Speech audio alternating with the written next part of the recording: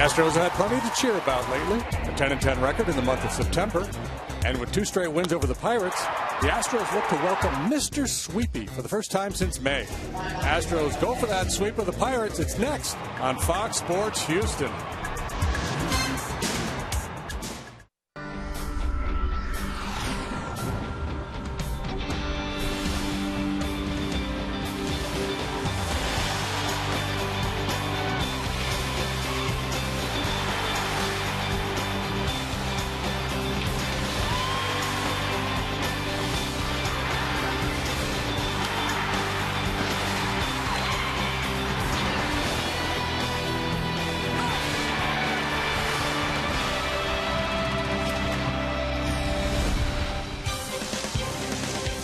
Live from Minute Maid Park in Houston, Texas, Hyundai presents Sunday Baseball. Today it's the Houston Astros looking for a sweep over the Pittsburgh Pirates. Good afternoon, Bill Brown and Jim Deshaies. The Astros did win again last night, and they have gotten a good combination of pitching and home run balls in this series, JD. It's amazing how that works. When you shut teams down and hit home runs, you tend to win. The pitching's been very good. Dallas Keuchel, 7 innings of one-run baseball last night to pick up the W, and he had support from the home run bat. That's been a theme in this series so far against the Pirates. We saw it in the opener on Friday night. Jed Lowry turning on an inside fastball to go deep. Justin Maxwell continues with a line shot into the Crawford boxes. Heads up out there. And Brett Wallace also went deep into the Astros bullpen. And then finally last night, a decisive 3-run shot off the bat of Jason Castro. So the long ball, solid pitching, and the Astros with a chance for their first sweep since May. Castro, a 3-run homer to make it 4-1. That was the final. Now coming up next, Mr. Sweepy is in the house. Will he be able to do his job today? The Astros going for their 3rd sweep of a 3-game series this season. We'll see Game 3 in just a moment. For this 3-game series here at Minute Maid Park, dressed in the Rainbow Classic uniforms for this last Sunday home game of the year. The Astros are on the field and they're about set to give us the lineups and get this game underway. Let's go to the booth. Bill Brown and Jim Deshaies. Thank you, Greg. 3 different uniforms on the 3-game weekend series, and the fans, of course, are getting replicas of those uniforms as they attend these 3 games. Now we'll check the starting lineup for the Pittsburgh Pirates, brought to you by Hyundai. Alex Presley leads off in left field. It's Josh Harrison at second base. The center fielder is MVP candidate Andrew McCutchen, who's also leading the batting race now. Garrett Jones is at first base. Pedro Alvarez at third. Travis Snyder in right field. Clint Barmas at shortstop. Rod Barajas the catcher. A.J. Burnett on the mound. And Jordan Lyles for the Astros this afternoon, making his 24th start. He's 4-11 with a 5.40 ERA. The Astros have won his last 2 starts. Last time out, he got a no decision. The Astros beat the Phillies 7-6. Defensively, Martinez, Barnes, Moore. Left, center, right, third to first. We go Dominguez, Green, Altuve, Wallace. And the big fellow, Chris Snyder, is behind the plate. Pirates have won 11 of the 16 games with the Astros this season. They wrap up the season series today, but the Astros are 3-3 at home against Pittsburgh as Alex Presley steps up to lead it off. Lyles powers the fastball in. There is strike 1, is called by home plate umpire Tim Timmons to a .235 hitting Presley with 9 homers, 21 runs batted in, and 0 for 2 in this series.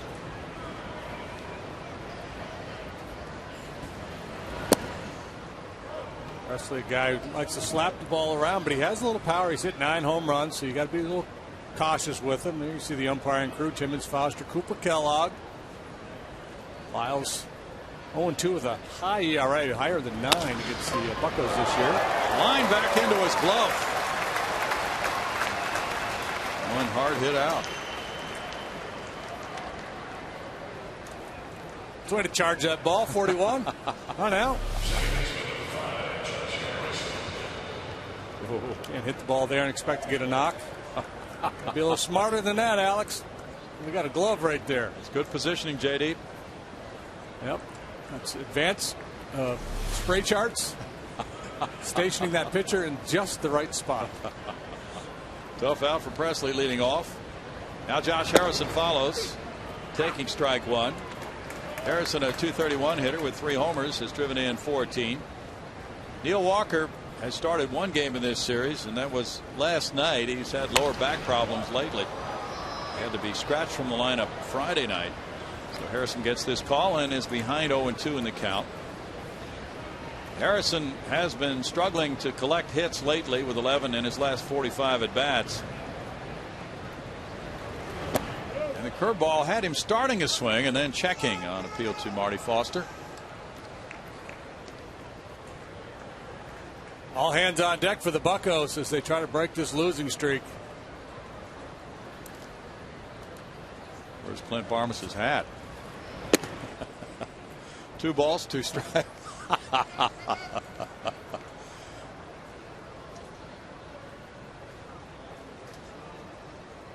And the Astros will be welcoming the St. Louis Cardinals with different uniforms on tomorrow night.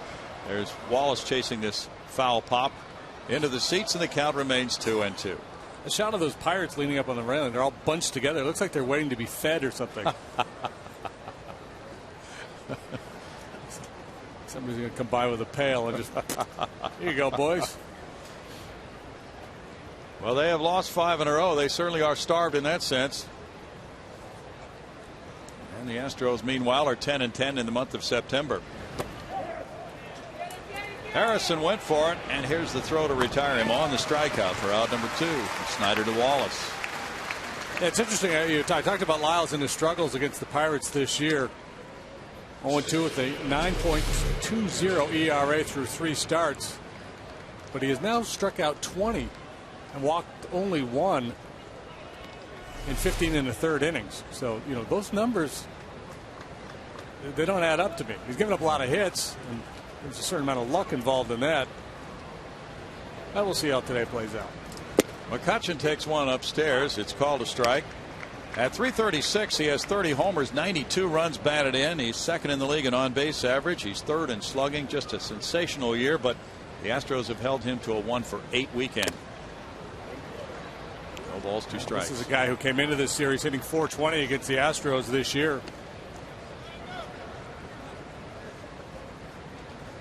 And he obviously sees the ball well off of Jordan Lyles.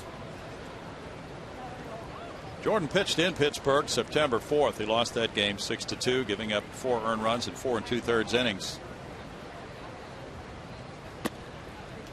It's a 1-ball, 2-strike count. McCutchen now, and he has shrugged off the questions from the media because of the Pirates team situation at 74 and 77 and going 14 and 32 since August 1st about his quest to win a batting title. Bouncer up the middle, that'll help him a little bit as he singles into center field. But McCutchen at 336 leading Buster Posey of the Giants by 3 points. His play begins today. Buster might be sitting this one out. The Giants did some celebrating last night.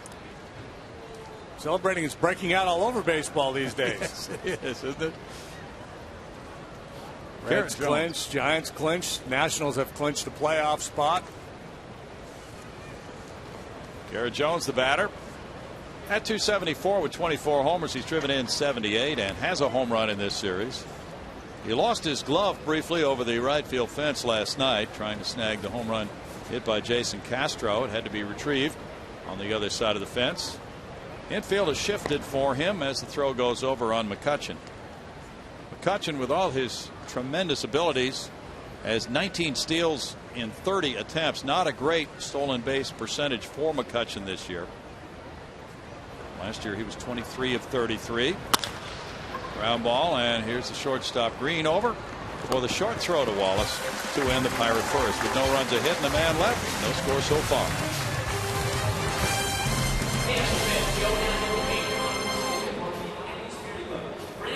Get a 2-out single, but failed to score in the top of the first. Now the Astros come up in the bottom half as those fans have their new shirts on. Hyundai shows you Jose Altuve leading off for the Astros at second base. Scott Moore playing right field. Brett Wallace at first base. The cleanup man is left fielder Fernando Martinez. With Matt Dominguez at third base, Tyler Green at shortstop. Chris Snyder's the catcher. In center field, it's Brandon Barnes, and the pitcher's Jordan Lyles. A.J. Burnett is 35 years of age. He's right-handed. He pitches for the Pirates. And in his career, he's made 10 starts against the Astros. 3-5 with a 5.01 this year, 1-0 with a 4.43 ERA and 3 starts. Defensively, the Pirates have an outfield that features Presley in left, McCutchen in center, Snyder in right field. On the infield, it's Alvarez Barnes, Harrison Jones. Rod Barajas is the catcher. He has a hard time throwing out base stealing.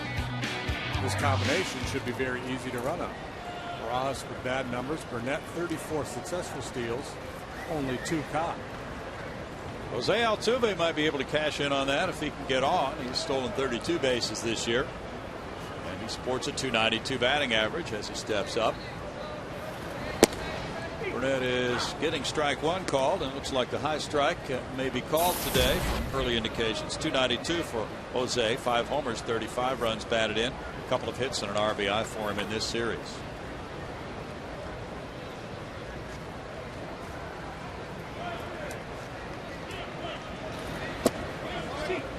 Burnett's got that big curve, doesn't he? Yeah, he's got a good curve ball. He's been a good, dependable guy for the Pirates this year. Finishing 11-11 last year with the Yankees and an ERA above 5. He's a 15-game winner this season.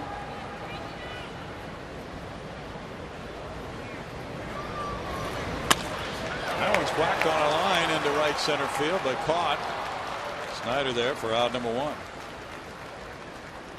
Pitch was upstairs, and Altuve got a good look at it, but it went to the right fielder, and Burnett has his first out in this game. We saw his career record before, 3-5 against the Astros, a 5.01 ERA. Last time he beat Dallas Keuchel here when he faced the Astros July 26th and pitched very well.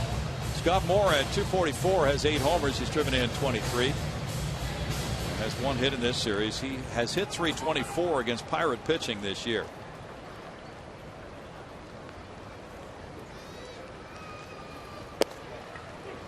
Burnett throws, and it's strike 1. AJ, 35 years old, drafted by the Mets in the 8th round at 95. North Little Rock, Arkansas, his hometown. He's been facing the Astros since the '99 season. His big league journey has taken him through Florida with the Marlins, into Toronto, the Yankees, and now the Pirates, his 4th club. 136 wins, 119 losses. It's fastball, curveball, changeup for Burnett. That comes in for a strike to Moore, and it's 1-2. A few years back, his average fastball sat right around 95 miles an hour. He doesn't do that anymore, but still has a good heater. Certainly good enough. It's punched up the left field line, slicing, and it's a fair ball into the corner. Moore takes a left turn, and he's in with a 1-out double, his 10th of the season. Good job of putting that ball in play with 2 strikes in the count and hitting it to a nice spot.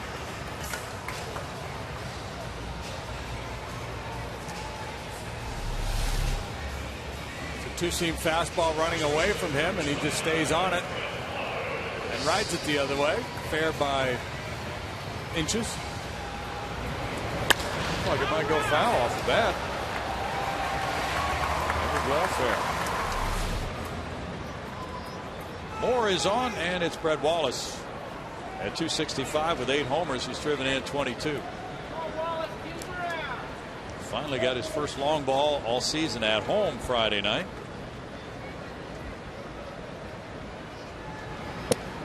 It's in tight to him, ball 1. He hit a pitch away into the bullpen in right center field off the left-hander Friday night. He's 3 for 8 in this series with that homer and 3 runs batted in. He's hit .421 against Pittsburgh this year.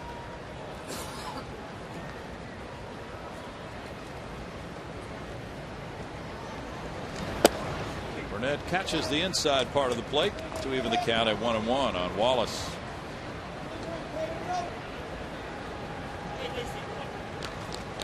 Burnett has faced Scott Ellerton, he's faced Jose Lima, Pedro Estacio when pitching against the Astros, Shane Reynolds, Roy Oswalt, Roger Clemens, Wandy. He's gone through a lot of years. Not a whole lot of appearances against this club. 2 balls and a strike, and of course with the nature of this team, a lot of these guys don't have big numbers of at-bats against Burnett. Moore with his double is now 4 for 9 against him.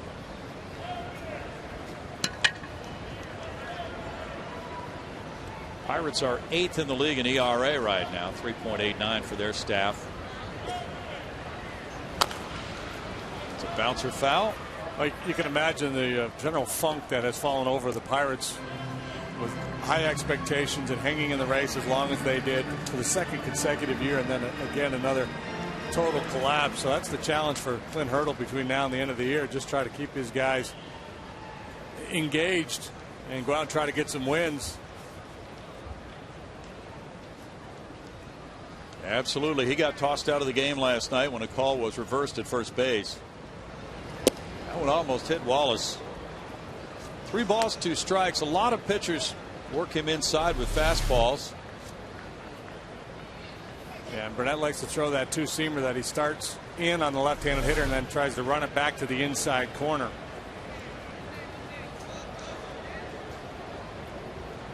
Now a 3-2 count for Brett. Fernando Martinez on deck. That's where Wally has to learn to be patient. Make sure you get a pitch. And fouls it. He fought off a tough pitch there. You see number 6 on Fox tracks. It was on the inside part of the plate.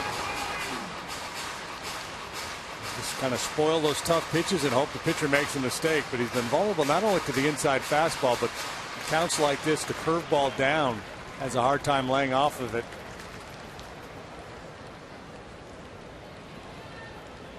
Wallace has walked 14 times this year. He's had 200 at-bats. Swing and a miss there. Gets Burnett his first strikeout of the day. It's out number 2, and Fernando Martinez will follow.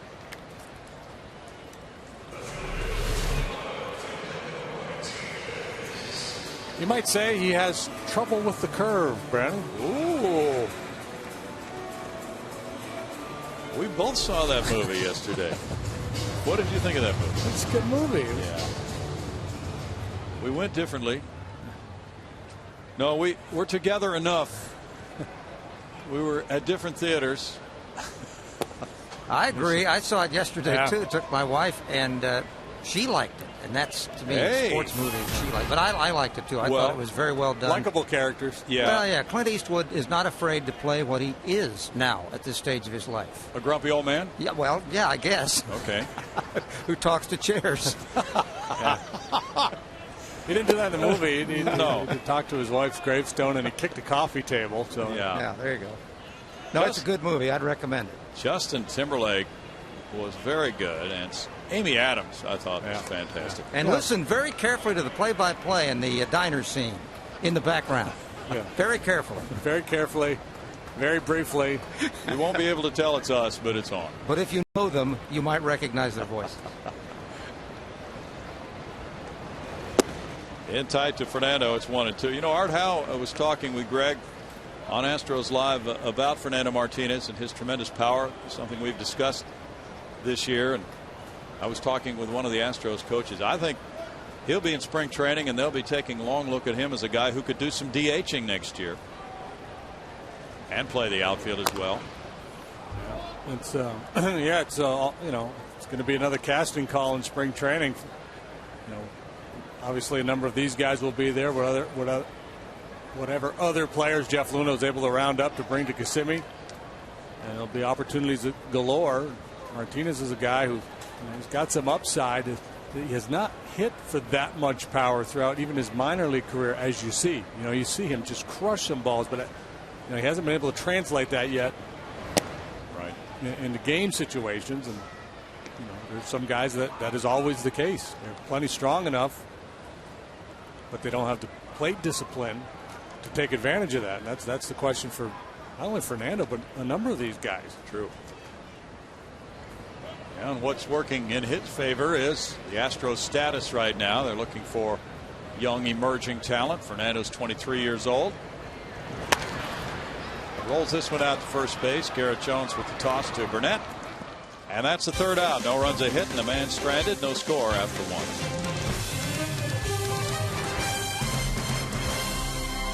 Like those two ladies are.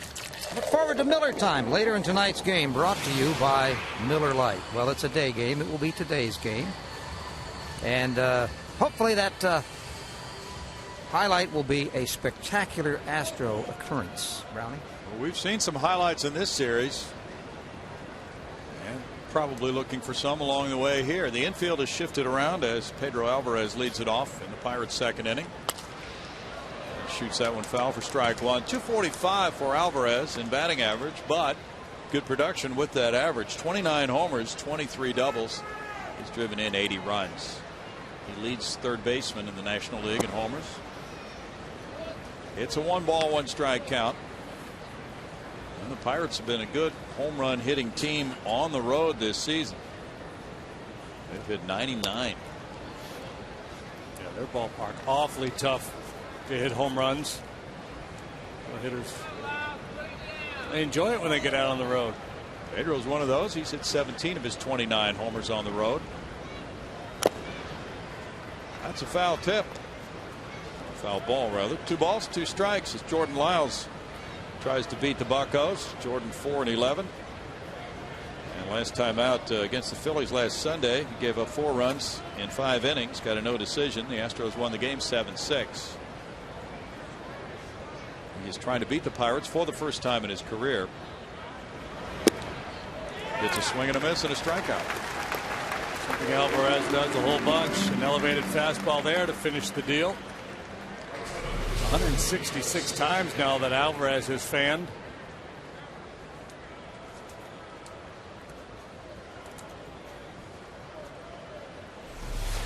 Travis Snyder is smoothing out the dirt in the batter's box. Taking a practice swing, now stepping up, age 24, 252, 1 homer, 9 runs batted in for the Buccos. From Kirkland, Washington, a first-round pick of the Blue Jays in 06. Pirates got him in a trade this July 31st for Brad Lincoln. There's ball 1. The Pirates have said that Clint Hurdle will be back as their manager next year. Starting to be a lot of questioning about the general manager, Neil Huntington, now. 1 ball, 1 strike, and even some about President Frank Coonelly in some of the articles in Pittsburgh newspapers. Pirates had beaten the Astros 9 times in a row earlier this season. It's 2-1. Their club record for wins against Houston, 14. They were 14-4 in 66 against the Astros. Last time they won more than 11 was in 68. Foul ball takes it to 2-2 when they were 13-5 against the Astros. And the Pirates currently 17.5 games out of first. Well, they have really done a fast fade, going 14-32 since the 1st of August. Yeah, it's going to be fun because the sabermeticians, Baseball Prospectus, Baseball America, all those publications, they're going to do some deep analysis on this club. The way they've collapsed each of the last 2 years, and this team, I think, was obviously maybe the wrong word. Anyway, I think this club was considered to be a better team than last year's team. Last year's team was in first place, but only 5 or 6 games above 500. This club had climbed to 16 above 500. So the idea that they would finish below 500 is really amazing. And number 6 is off the edge, but he got the call. Yep. It's a good thing. Fairly generous strike zone from what we're seeing early. Clint Barmas is the batter. Clint at 226 with 8 homers has 43 runs batted in. He kicked a double play ball last night that really cost him. Fly ball to left center. And he took full responsibility after the game for that. Lyles has a 1-2-3 second, and it's no score. Star Gala saluting Hall of Fame broadcaster Milo Hamilton. Join us here at Minute Maid Park on Tuesday, October 16th, as we celebrate Milo and his 27 seasons of broadcasting Astros baseball. There'll be a cocktail reception, entertainment, and dinner, and your sponsorship of this event benefits the Astros in Action Foundation. Reserve your table today at astros.com/community. Bill? Thanks, Patty. Matt Dominguez leads it off. Home second inning. Milo broadcasting away right behind that blue star over in the Astros radio booth. There is A.J. Burnett catching the outside edge. Strike 1 at 289. Dominguez has 4 homers. He's driven in 12. 1 for 4 last night. He's 1 for 9 in this series.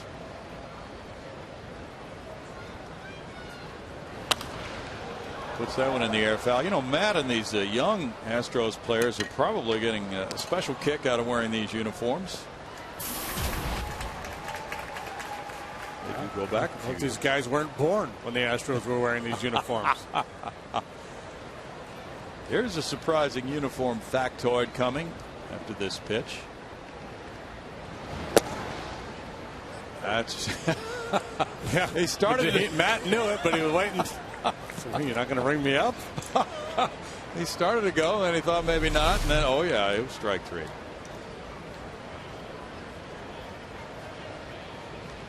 Tim Timmons said, "Yep, you got it right." The pinstriped Astros uniforms they've worn here since moving into this ballpark in 2000. That's the longest running Houston uniform in history. That's a little shocking to some. Tyler Green comes up next. It's a cutting edge kind of franchise, Brownie. Always looking to shake things up a little bit.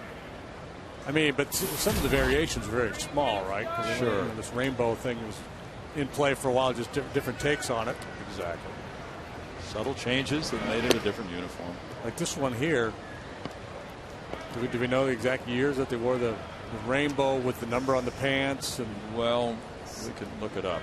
Because I wore the rainbow top, but I didn't wear the number on the pants. Yeah, that was more of a 70s thing, the number on the pants, as I recall. We think it was 74 through 78, somewhere around there. 2 and 1. We're going to take a look at the whole gamut here, JD. And then new ones will be unveiled this fall, November 2nd.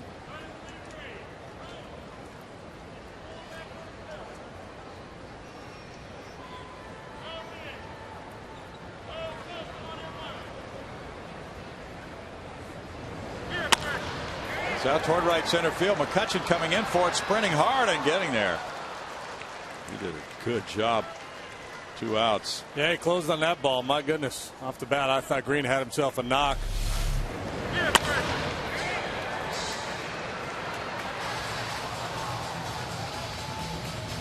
Looked like a wide receiver coming out of the break. He really put on a burst. Speedy individual. Boy, he is.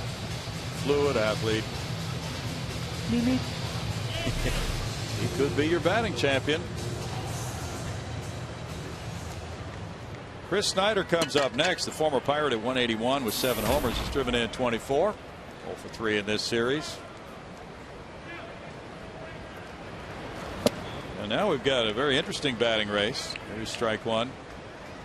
With Posey just 3 points behind McCutchen coming into today. And now that Melky Cabrera has asked for and received the disqualification from winning the batting title on a 1-year only basis from Major League Baseball by agreement with the Players Association. Kind of a strange deal, isn't it? Well, yeah, Melky's just trying to rehab his image.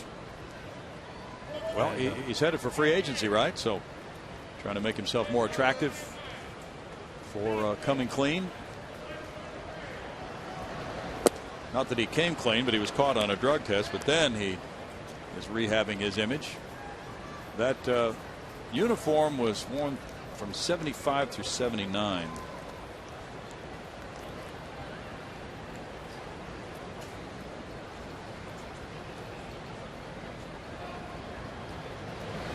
Took the numeral off the pants after that year. Snyder struck out, and after 2, there's no score. On this date in '86, he set a modern major league record by striking out the first 8 Dodgers in a 4-0 shutout. The Shays only allows 2 hits and strikes out 10. Now everyone's getting on the next guy that batted because Tommy Lasorda brought in a pinch hitter to keep him from striking out 9 in a row. A guy by the name of Larry Seed.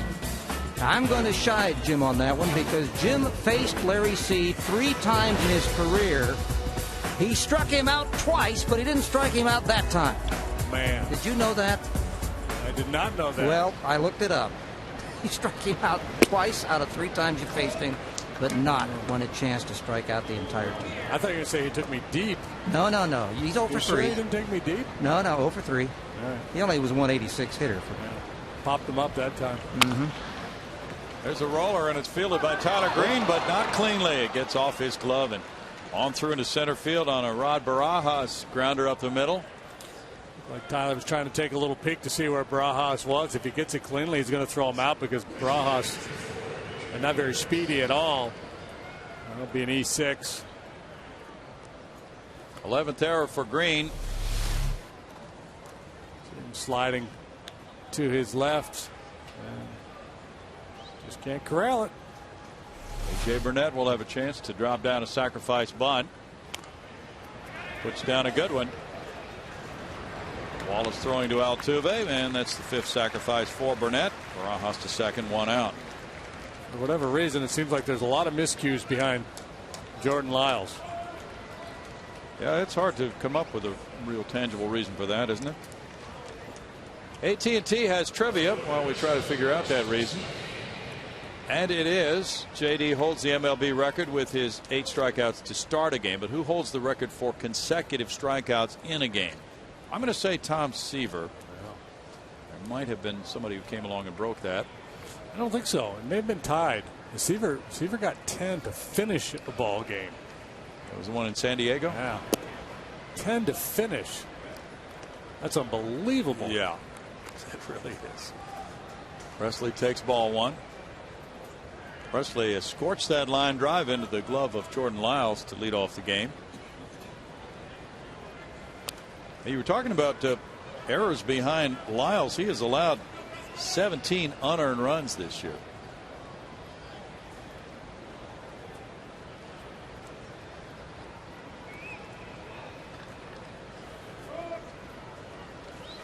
Pirates with that error on a potential double play ball opening the floodgates in the 7th inning last night lost it 4-1. They have been victimized by their own fielding woes lately too. It's 2 balls 1 strike. Minnesota 2, Detroit 2, top of the 6th inning in Detroit. That's quite a race in the AL Central with the White Sox leading the Tigers by 1/2 game. 2/3 of his pitches are fastballs. He's been mixing in a few curveballs. A little 2-seam runner away. Hawk Harrelson sounded a little down last night. What happened? Well, they lost their 4th. Yeah, Detroit's really starting to press them now.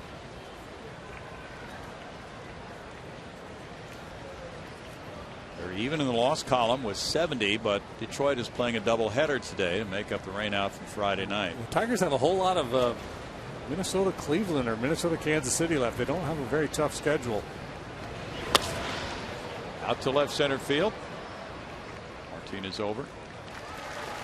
2 outs. AT&T trivia answer about consecutive strikeouts in a game. JD's record is at the beginning of a game. Tom Seaver struck out 10 straight. April 22nd, 1970 against the Padres. Struck out 19 total in that ball game, which would have established a National League record at the time. It still is, right? Nobody's gotten 20 in the National. No, Kerry Wood got 20. Yeah. Clemens got 20 twice. Josh Harrison struck out in the 1st inning. Was that one of Seaver's one-hitters? I think it was. I believe that was a twilight start in San Diego. Not to say that he didn't deserve everything he got on it. There's ball 1. He was certainly overpowering. It was a 2-hitter. 2-hit. Okay. It's Miami 2, the Mets 2. They're in the middle of the 5th inning, and a David Wright homer has helped the Mets. That's his 19th of the year. There's a ball out of play. Tim Hudson is pitching for Atlanta and has a 2-0 lead in Philadelphia. They go to the bottom of the 4th inning. Tim Hudson mentioned in the movie Trouble with the Curve. I like that guy. He can really paint. You've memorized all the lines already from that movie. Yankees lead Oakland 4-3 after 4. 2-1. We'll see a play here. Yeah, good play. Yeah. You know, that looks a little bit like the Peanut Man in the movie. Yeah. Trouble with a Curve. 2 balls, 2 strikes. Hollywood's amazing, an amazing place. All kinds of things come true. What was your favorite baseball movie? Favorite baseball movie? Yeah, I really like A League of Their Own. Yeah, that's good. Ground ball third, backhanded, tough play here, and unable to come up with it. Dominguez will just have to pick up the baseball with Harrison reaching and Barajas taking third. Infield hit for Harrison. More misfortune for Lyles. He gets in on Harrison, induces his little ground ball. Dominguez certainly with enough arm to finish that play. Had he been able to pick this ball cleanly, it would not have been an easy play by any stretch with the angle he had.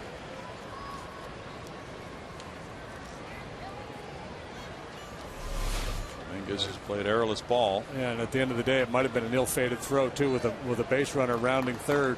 True. Chance to throw that ball away. So big early situation here with McCutchen up and a couple guys on base. McCutchen leads the league in hits with 187 now.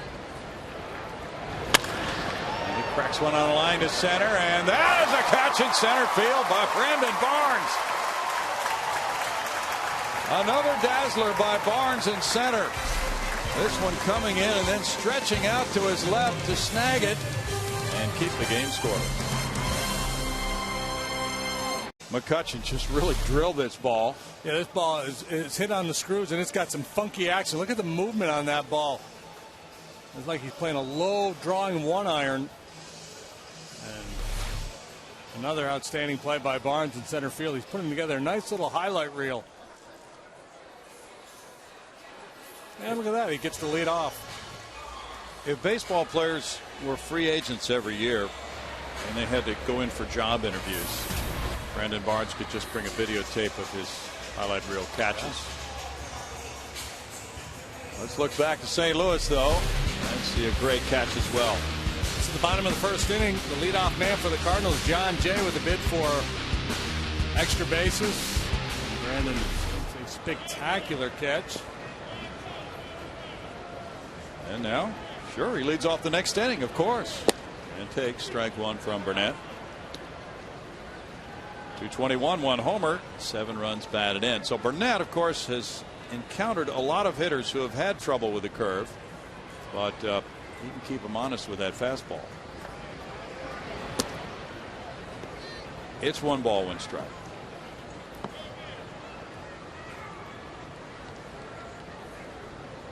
Contemporary of Josh Beckett and Roy Oswalt. Those 3 kind of came into the game at the same time. Hard throwing right-handers. 2-1. So many players go to New York and encounter problems performing as well as they do in other cities. He was 11-11 last year with the Yankees with a 5.15 ERA. It's a foul tip there, and it's 2-2. Ran into immediate problems with his new team in spring training, working on bunting, and he had to have surgery for a facial fracture. He broke a bone near his right eye on a bunting drill in early March, so his season started late. He gets a strikeout. That's number 4. Got off to a great start this year. Wins have been hard to come by for him lately, as they have been for everybody on this Pirates club, because they just have not been winning many games. Flips the outside corner with a good heater there to finish off Brandon. Burnett 14-3 with a 3.19 ERA through his first 20 starts. Since August 5th, he's 1-5 with a 4.88. Jordan Lyles is up there against him. That's strike 1 to Lyles. Lyles, with 5 hits and 34 at bats, has a 147 average. He's driven in 3. Altuve's on deck.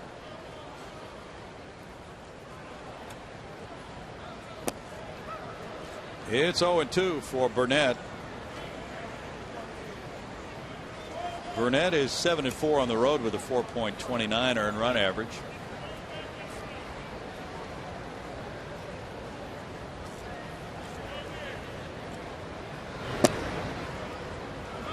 Lyles takes a look at ball one. You talked about Burnett getting off to that outstanding start. There was another win that he probably earned, you could say, but got a no decision against the Astros in Pittsburgh May 13th. Gave up 2 runs in 8 innings, but got a no decision.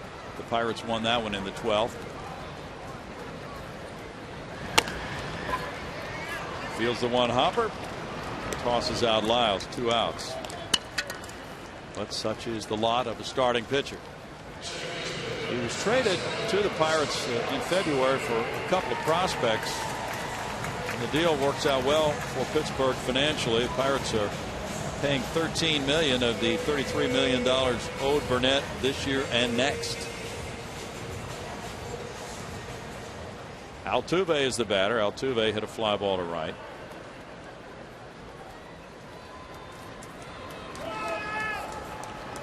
Final Sunday home game for the Astros. Just 3 home games remaining. With the St. Louis Cardinals starting tomorrow night. Fernando Abad and Lance Lynn tomorrow night at 7:05. Airtime for Astros Live 6:30. That's a chance for the kiddos to run the bases after the game here today. Well, that's right.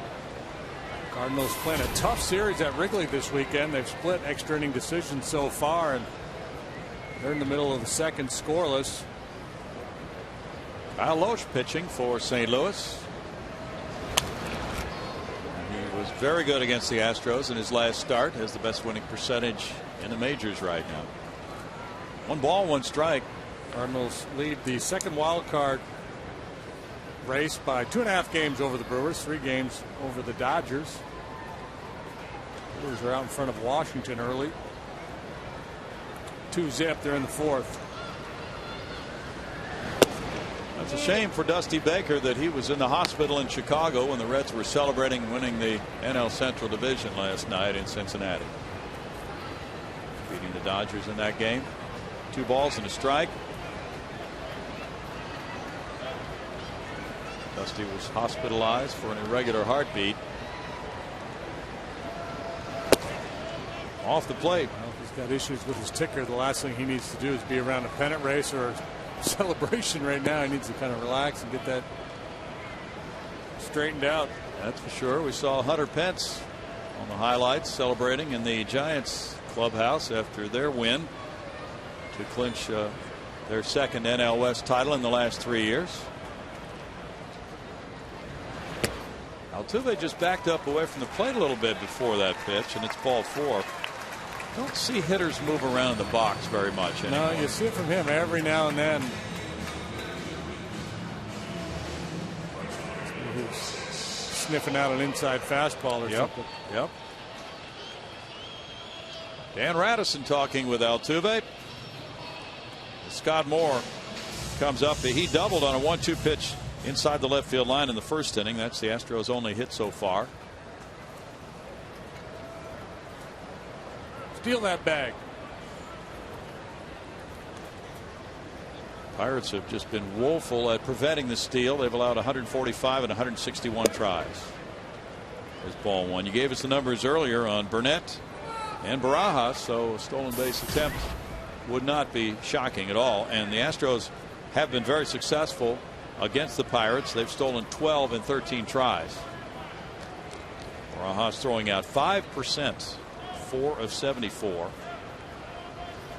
Altuve was thrown out last night trying to run in the first inning. That's been the only time Pirates have nailed an Astros base stealer.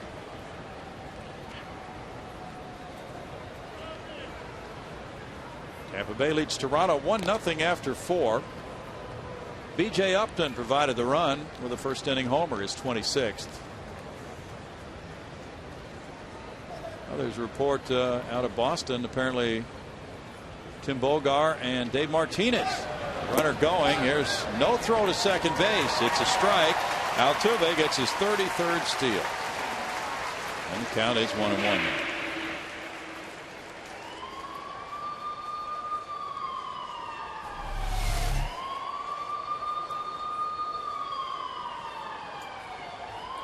You wonder sometimes why even cover the bag with a combination of Burnett and Barajas. The likelihood you're going to throw a guy like Altuve, who's so small, you might be better off just holding your position.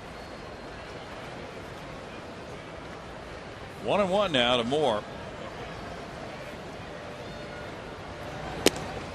That's so what's the report out of Boston, Brady? Allison Footer said Nick Cafardo is reporting in Boston that the Astros will hire either Tim Bogar of the Red Sox or Dave Martinez of the Rays.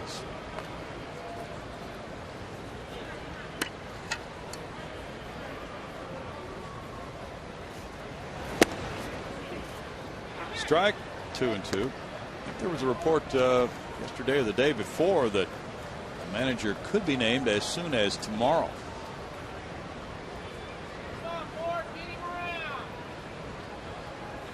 Red Sox, as you know, are not in contention.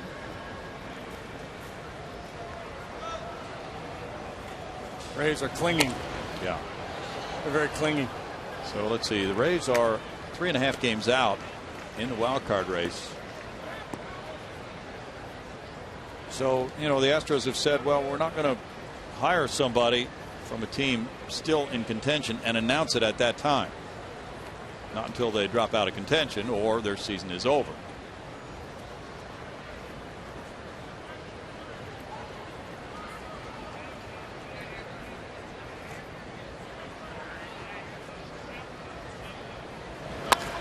Grounder up the middle. Off the glove of Harrison. Altuve coming to the plate. Harrison with a throw to Barajas, and he tags him out. So the Astros try to get a hustle run, but Harrison recovers, throws home to Barajas, who tags out Altuve. And it's a base hit, but it's no runs a hit and a man left. And it's no score after 3.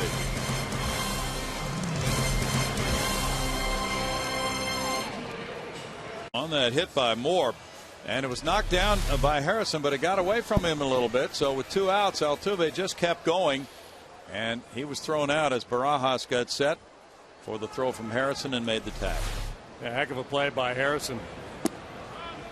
It's certainly worth a risk with 2 outs, isn't it, JD? Yeah, why not? Dave Clark talks to Brandon Laird about it. Strike 1 to Garrett Jones. Jones is 0 for 1. See that ball kick away, you know, instincts kick in. Your third base coach said, yeah, go for it, man. You know, Harrison had to do everything just right. How many times you see in a play like that, a player try to retrieve that ball and mishandle it, kick it, make an errant throw? Quite a bit. Did everything just right.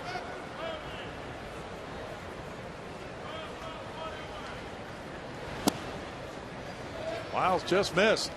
It's 2 balls and 1 strike to Jones.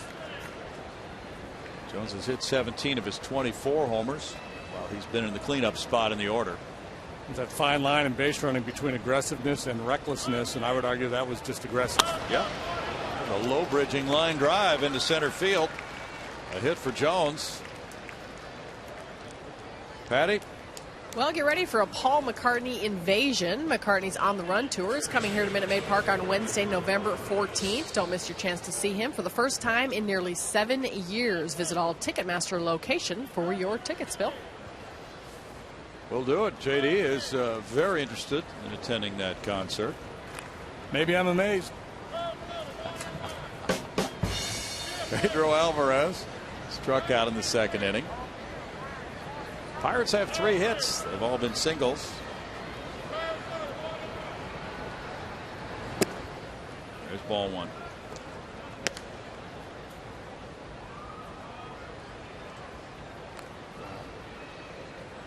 Alvarez will chase that breaking ball down in the dirt when you get ahead of him. He'll expand the strike zone. Last time he struck out chasing a high fastball, but you hang him that curveball, he's going to kill it.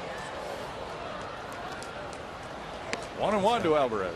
Very strong guy, quick bat, solid base, big, thick tree trunk legs, generates a lot of power. He's Vanderbilt. He's just Vanderbilt.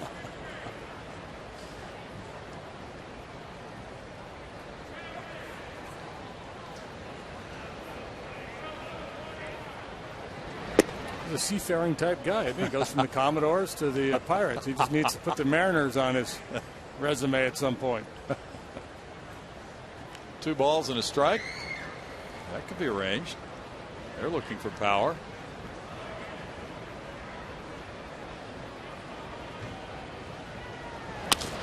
Be interesting though, because the Pirates have gotten some criticism for not doing more to improve their club at the trade deadline.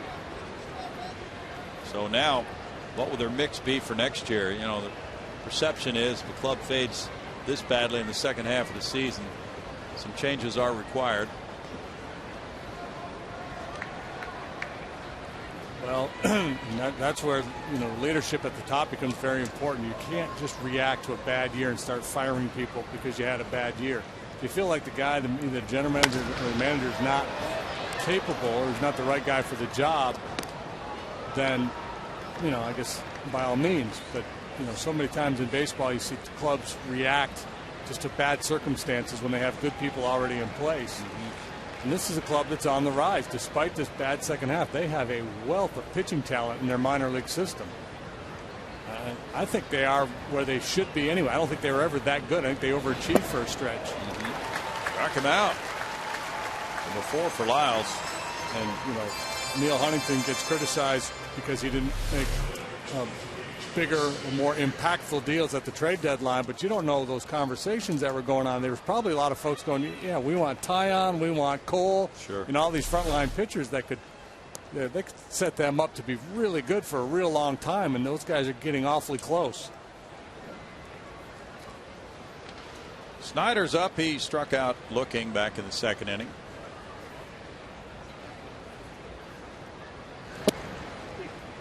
There's strike one. The Astros have been going with this 6-man rotation, and so it's been a week since Lyles pitched last Sunday. Tony DeFrancesco said on Astros Live that Bud Norris might not be able to make his next scheduled start. There may be an adjustment to the plans that they've had, and also Edgar Gonzalez hurt his right hamstring in the game Friday night, but Edgar is hoping that that will not cost him a turn.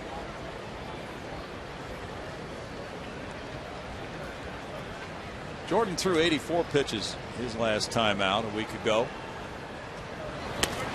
Popped up. Got a play, and it's 1-2. Twins are trying to spoil the day for the Tigers. They hung a 5 spot on Detroit in the top of the 6th inning, and they lead 5-2 after 6 now.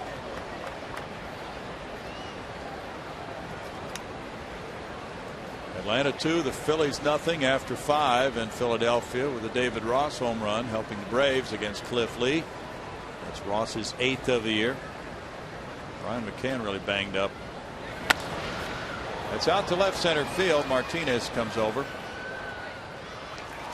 2 down. And Barmas will be next. Oakland and the Yankees played a wild one last night. Won in extra innings by the Yankees after they fell behind by 4. They're tied 4-4 in the bottom of the 5th today. Swisher hit his 22nd for New York. When I read the A's hit like 3 home runs in the 13th inning. They did. And still lost the ball game. They did. Yeah, that was very discouraging for them. Tough loss for them. And then the Yankees almost blew it. They had a rookie who missed third base on what could have been the winning run, so he had to go back, and he couldn't score on that hit, but they wound up winning. The Yankees won 2-1 Friday in 10 innings, then 10-9 last night in 14. 1 ball, 1 strike. Well, Oakland and Baltimore are just percentage points away from each other in the wild card race. Baltimore 13 percentage points better. Well, 2 games actually better, but Oakland has a 2.5 game lead over the Angels for that second wild card spot. Joe Girardi, the manager of the Yankees, saying the playoffs started in mid-September this year. Ooh. It's a liner into center field. Good way to put it.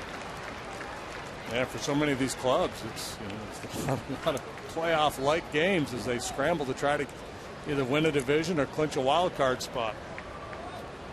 Now 2 singles in the inning. Barmas catching that one near the end of the bat. Keeps the inning alive for Barajas, who reached on the error earlier by Tyler Green. Snyder and Lyles talking it over. And Barajas, you got to be careful with him too. He doesn't hit for average, but he's got power. Below 200, but with 10 jacks.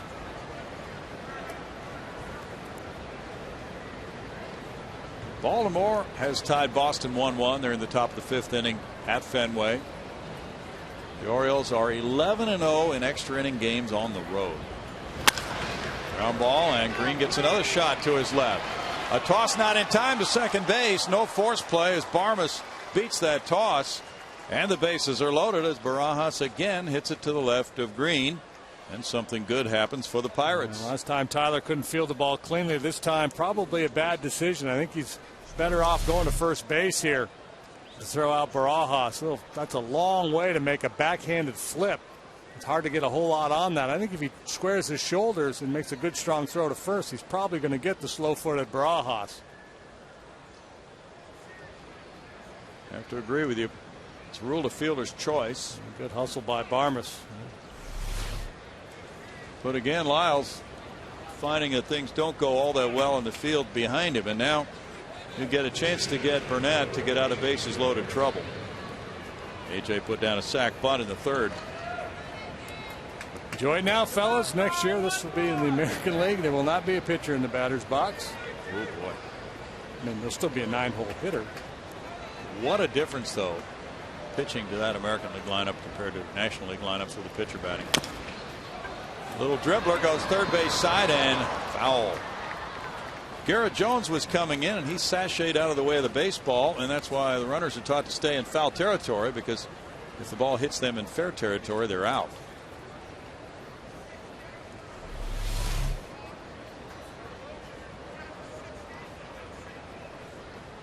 Yeah, take that right turn.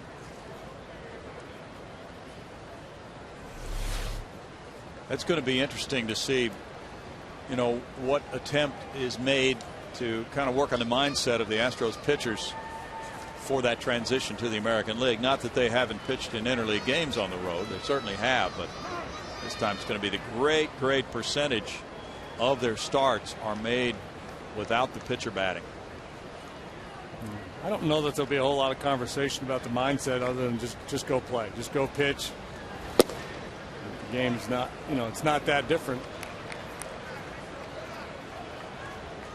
But don't you really assume, if you're making that kind of transition, I'm going to have longer innings. I'm going to have to really work harder to get out of jams now without that number 9 guy to get me out of trouble with the bases loaded sometimes. I think you're aware of the fact that you're going to be up against some tougher lineups, but I don't think it affects your thinking of the way you approach the game. There are going to be times where you're thinking, man, I wish there was a pitcher standing in this batter's box right now. Ground ball to Green, and he gets Burnett. So the pitcher grounds into the inning ending out, and it's no runs, 2 hits, 3 men left, and no score.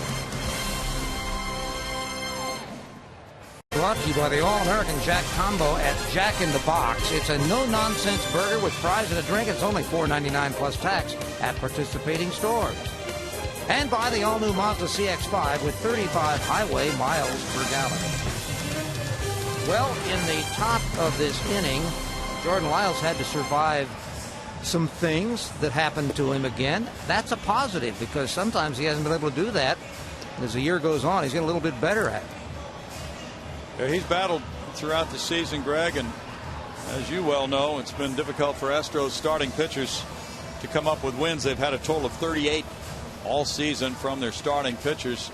2 starts ago, Jordan pitched 5 shutout innings here against the Cubs in that 1-0 win, and he has shutout ball here through 4, but he has had to work. So now in the bottom of the 4th inning, the Astros have their 3, 4, 5 hitters due up against Bernard Wallace, Fernando Martinez, and Dominguez. Wally struck out back in the 1st inning on a hard breaking ball and a 3-2 count from A.J. Burnett.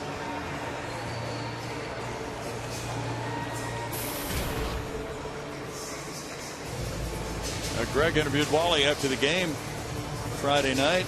I was asking him about hitting his first home run at home all season, and he told Greg about hearing it from his teammates, so they were well aware that All 7 of his homers had come away from home until then. He's hit .290 lifetime against the Pirates. He hit a no-doubter Friday night. Strike one. After Dallas Keuchel's excellent start and win last night, he has a 2.95 home ERA for 10 starts.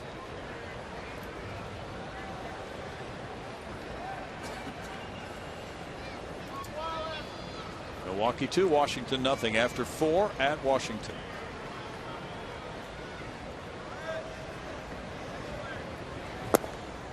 Sharp breaking ball 0-2. He's going to lean heavily on that curveball now until Wallach convinces him that he's going to lay off of it. He might not throw another one here. He may take a shot with a fastball up or way out. He's kind of got that curveball in his back pocket now.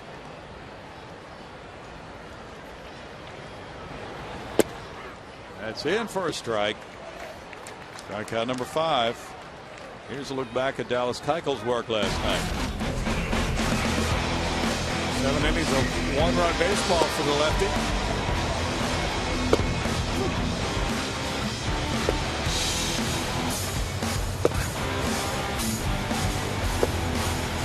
Nice to see him get some swings and misses.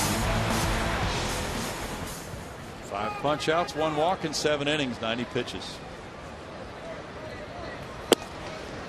Strike 1 to Fernando Martinez. I was looking at some numbers here, Brownie. Okay. We were talking about the American League versus the National League. Yeah. Team batting average for all American League teams this year is .255.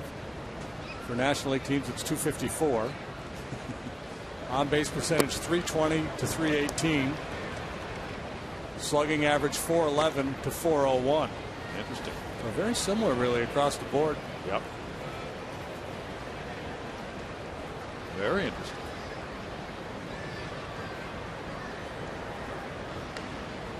Maybe people make too big a deal out of that. I think they do. I think a lot of it is just, you know, what division you're in, what kinds of lineups you're against. You know, you facing the Yankees is a little different story than facing the Seattle Mariners. Mariners are dead last in the American League in runs scored. Oakland, for all their success this year, are 11th in the American League in runs scored in a 14-team league.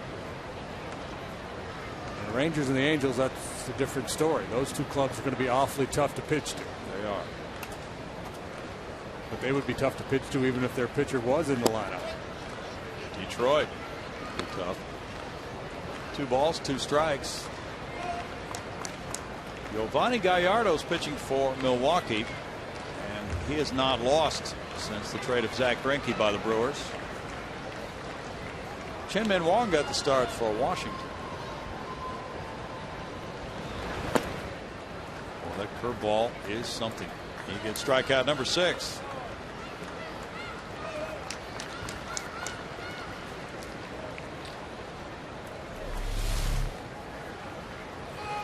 Yeah, and it seems like as the game's gone along, he's gotten better and better feel for it.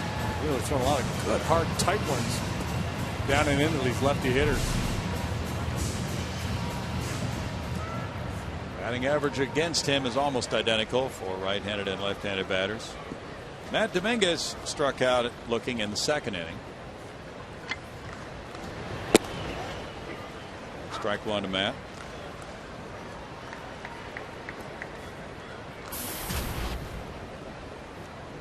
Cardinals and Cubs, no score after 2 in Chicago. Justin Germano going for Chicago against Kyle Loesch. That's line, and there's the catch by Harrison for the 3rd out. Scoreless through 4.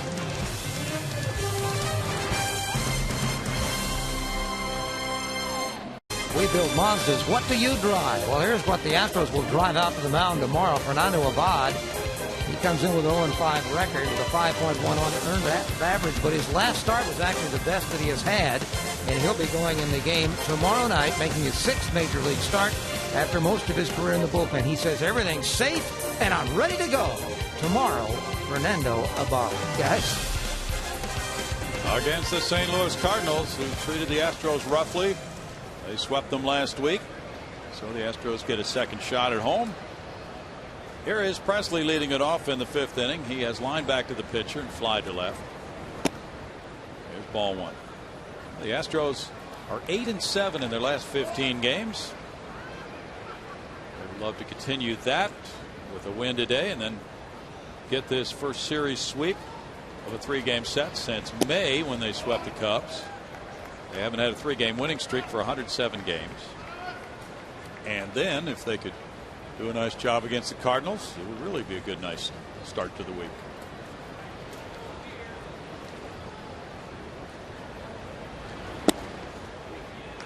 That's in for a strike, and that makes it 2-1. Big weekend here with the Legends Luncheon, and they were honored on the field last night. One of the great players in the history of the franchise coming back, swapping some old tales. A liner into right field. Presley's aboard. He's 1 for 3 now. The 5th inning has been a big problem for Jordan this year, and whether he's let that crawl inside his head or not, but you can understand if he did. There they were last night. Roger Clemens, Craig Reynolds, Alan Ashby, Jeff Bagwell, Enos Cabell there, Craig Biggio, of course, Jimmy Wynn, Cesar Cedeno, the old gang back in town. Operative word being old. Cheo Cruz, of course. Harrison bats. He's 1 for 2. Pitch out there. And now it's 1-0.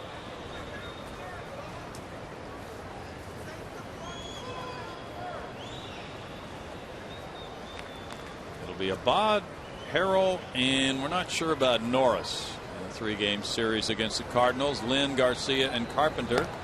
Chris Carpenter has made 1 start since returning from his almost season-long injury, and that'll be number 2.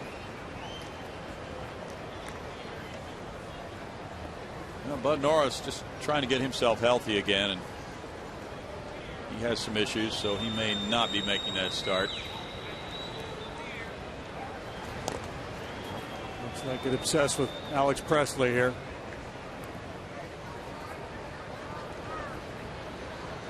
Well, a lot of people have been obsessed with Presley down through the decades, JD.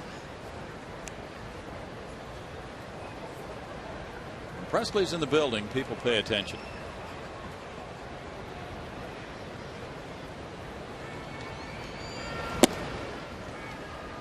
Two balls, no strikes.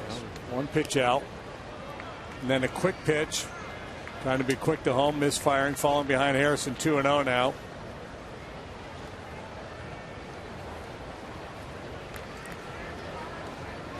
Suspicious minds led to that pitch out, but and now leads to falling behind in the count. 2-0. He's stolen 9 bases, but he's been caught 6 times. He's not a great base stealer. It's only the 5th inning. So many times in this game that you work so hard to prevent that 1 base or that 1 run, you set yourself up for the big inning that ultimately is your undoing.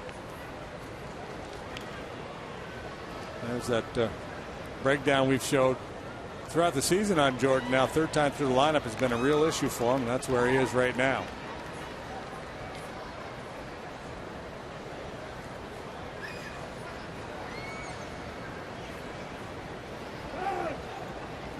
For me, with that in mind, I would want all of his energies focused on just getting outs.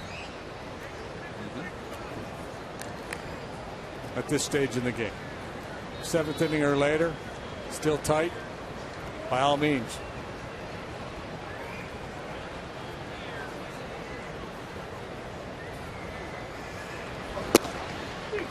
That's in for a strike. Make it 2-1. Harrison showing bunt there, but he was just taking all the way. Now, if Clint Hurdle were inclined to play a little hit and run, this would be a good count to do it on it. You anticipate the pitcher being around the plate, something your hitter should be able to get the bat on the ball. Got an infield that is by now keenly aware of the fact that he may run So they're going to be a little jittery looking to break to cover the bag, and that will create some openings. It's just, does Hurdle trust Harrison to be a guy? Is he a good contact guy, or does he swing and miss a lot?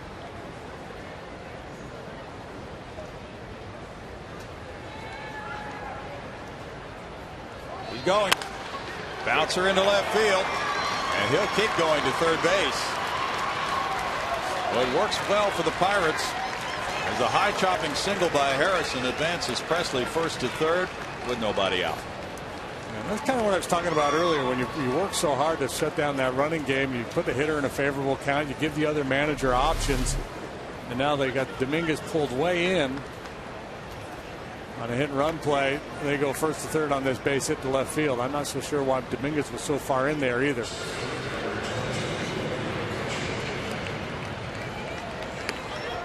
You wouldn't be thinking bunt on a 2-0 count, would you? Yeah, it was 2-1, but even then, at that point. Well, now first and third, nobody out for McCutchen. McCutchen single to center and line to center.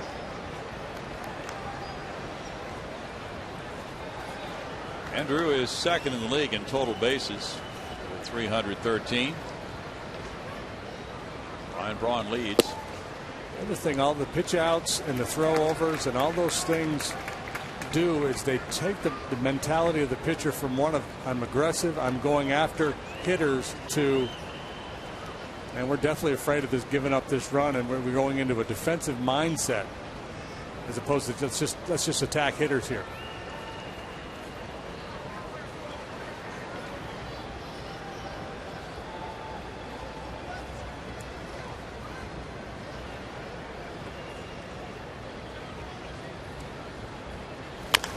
Bouncer goes foul, third base side, 1-1.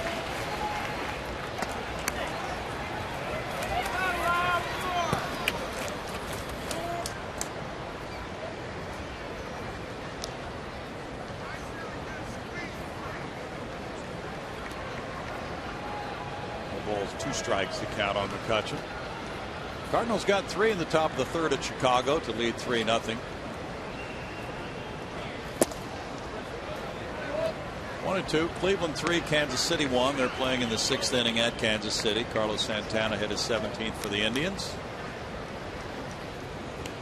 White Sox and Angels just getting ready to start, and it's going to be Jared Weaver for the Angels.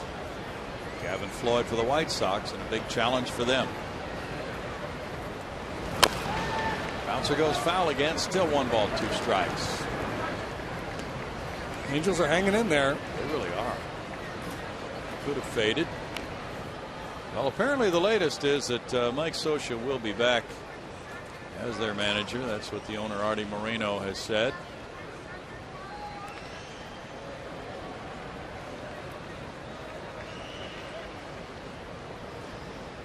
Texas starts later this afternoon at Seattle with Ryan Dempster on the mound against Jason Vargas. Good try, but it's another ball, and it's 2 balls, 2 strikes. Dodgers are at Cincinnati tonight. Harang versus Baylor.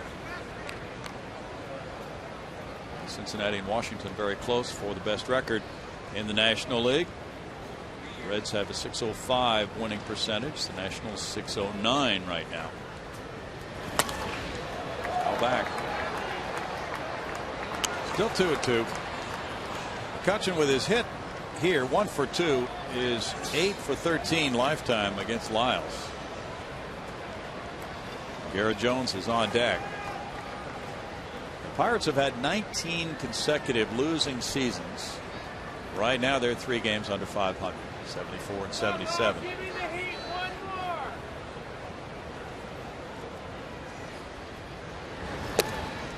That's ball 3, and it's a full count. Curveball's been a little unreliable for Jordan today. He's been mostly a fastball pitcher. He's mixing in his curveball for sure, but I don't think he has a lot of confidence in it as a put-away pitch. He needs to make a pitch here, though. That's for sure. Does, yep. Pirates will head for New York after this game. They open a 4-game series Monday night. Runner going from first. It's foul. Ball is over, and that ball will be back in the seats. Well, that series will feature two teams with a similar story. The Mets, like the Pirates, had a nice run earlier this year, and people were starting to get excited in New York, thinking that perhaps the Mets would be able to hang in. Obviously, that has not happened. Very disappointing developments in the second half of the season for the Mets have taken them down. They're 68 and 83 now. Just woeful at home, but they have such a hard time scoring at Citi Field. They were playing over their heads earlier anyway. You could see this collapse coming. The New York one more so than the Pirate. Right. R.A. Dickey, though, has been a bright spot, and he'll be pitching Thursday afternoon against the Pirates, shooting for his 20th win. Gio Gonzalez got number 20 for the Nationals last night.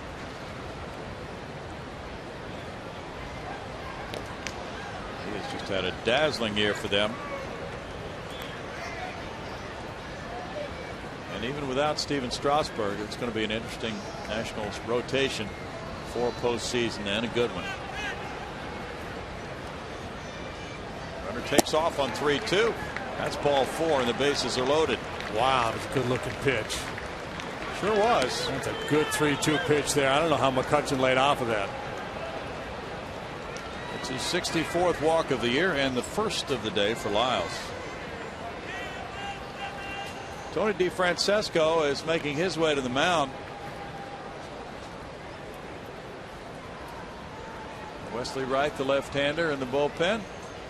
He will be coming in to face Garrett Jones, then another lefty hitter, Alvarez, then another one, Snyder, stacked up in the lineup. No score. Back in a moment.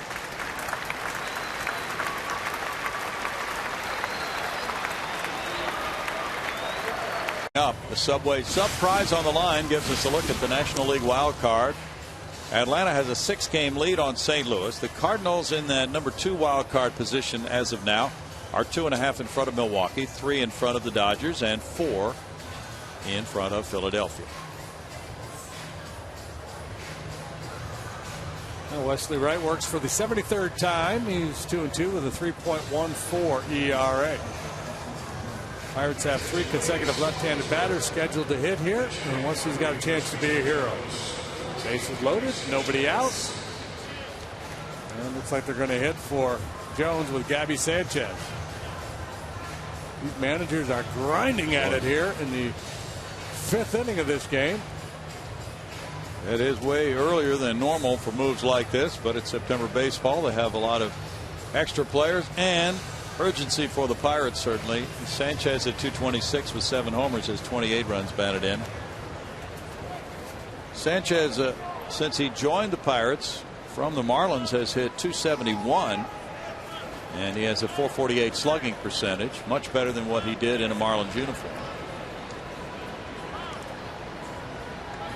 Sanchez hit a homer last night in the 2nd inning off Dallas Keuchel, going 1 for 3.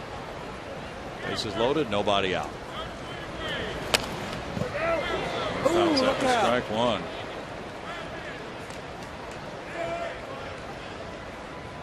Jones singled in 2 trips.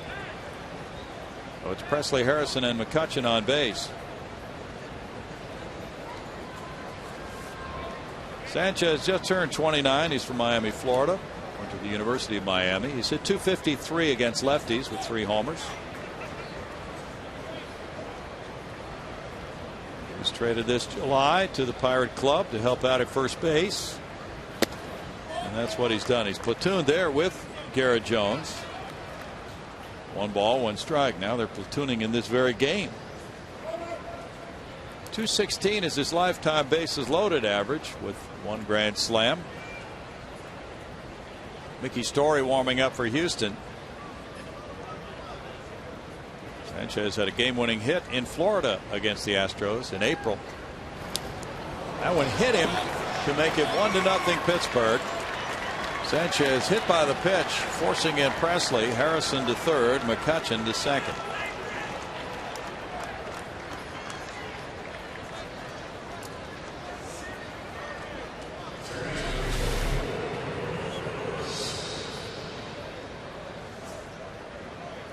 That's when you want to yell at the guy. Get out of the way, man. It's not doing either one of us any good. Did you see Yadier Molina yesterday? They did not. Getting out of the way of an inside pitch. He hurt his back. Had to take him out of the game. Now Alvarez looks at ball one. Alvarez has struck out both times. And Molina will check, but we don't think he's in the lineup today for St. Louis. What do you do, bend backwards? Yeah, he just really wrenched it, and apparently that was an injury that had caused him to miss a few games earlier this year. Wesley Wright certainly much more in his comfort zone with a left-handed hitter in the box. Lefty's hitting just .211 off Wesley. Right-handed batter's .288. Tony Cruz is catching today for St. Louis.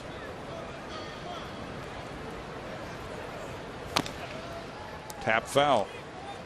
1 ball, 2 strikes to Alvarez.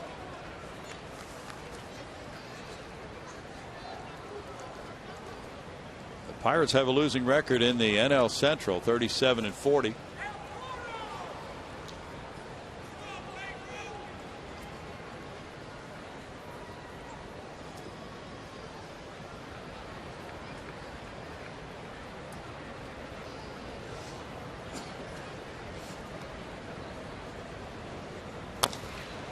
Tap goes foul, and it's still a 1-2 count to Alvarez with Snyder on deck.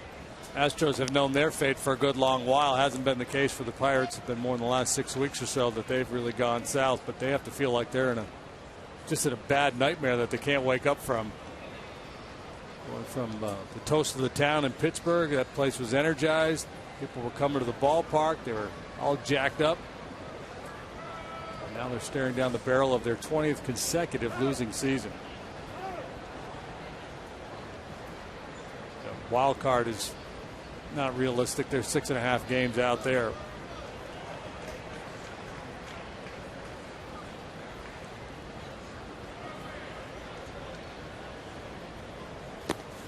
In the dirt for ball 2. It's 2-2. Minnesota's now out in front of Detroit 8-2 in the top of the 8th inning. What's your favorite baseball movie, Brownie? Yeah, I kind of like For the Love of the Game. Natural was good too. The Natural was very good. Bull Durham. Yeah. I kind of liked 8 Men Out too. 3 balls, 2 strikes. There haven't been that many good ones, have there? No, there really haven't. Been a lot of bad ones. The Sandlot, hadn't heard of that one. That's about the kids.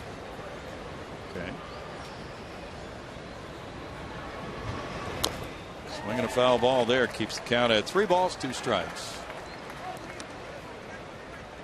You think most people rent movies these days rather than go to the theater? Well, I know there's a lot of people that or buy them. Netflix.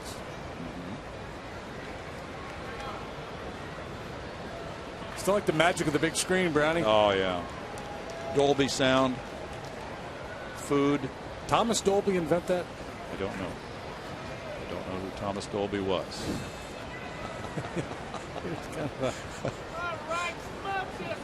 He was a kind of a rocker okay. a couple decades ago. Got me on that one. Struck him out. And that's out number 1 as Wesley Wright gets Alvarez looking. The signature tune was You Blinded Me with Science. You might not remember that song. No. From the MTV generation, the 80s. I did not recall that. That's 3 strikeouts for Alvarez. 2 swinging and now just frozen it with that Wesley Wright heater. So potentially a very big out. Now we get another pinch hitting move. Jose Tabatak is going to bat for Snyder. And Clint Hurdle really trying to get percentages in his favor so he can go for a big inning here in the 5th. But Tony DeFrancesco, yeah, baby, he's got another move in his sleeve. We appeal to the commissioner of baseball to change the rules of September baseball. Please, Mr. Commissioner.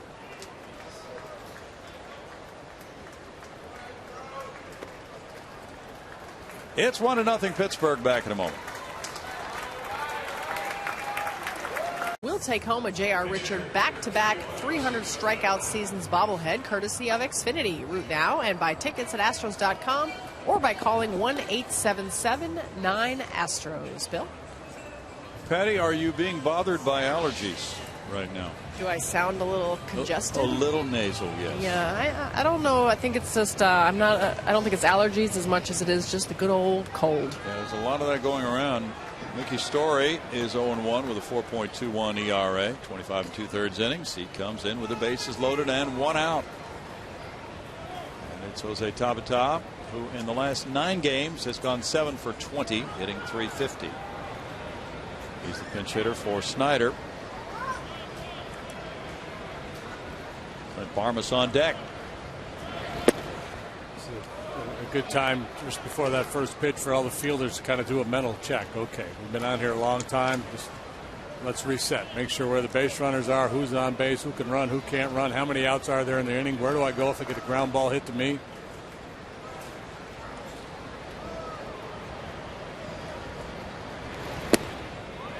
Another one upstairs makes it 2-0. Did I put enough money in the meter to cover the parking for 6 hours of baseball?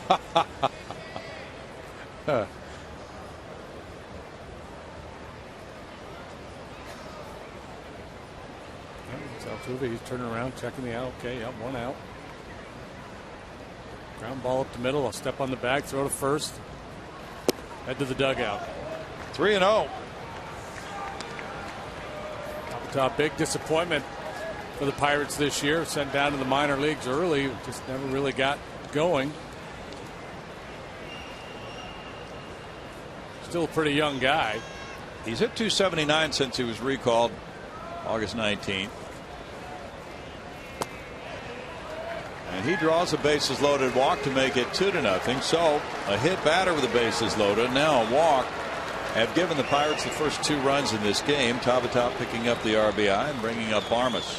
Both those runs charged to Jordan Lyles. He's responsible for McCutchen now, who's on third base as well.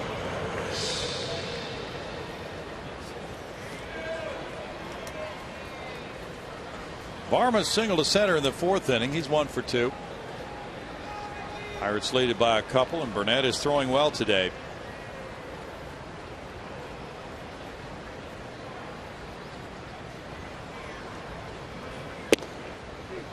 That's in for a strike. It's looked all along as if the high strike was there today. Yeah, that doesn't really suit Mickey Story very well, though, because he's a breaking ball pitcher, and you don't want to throw many high breaking balls. No.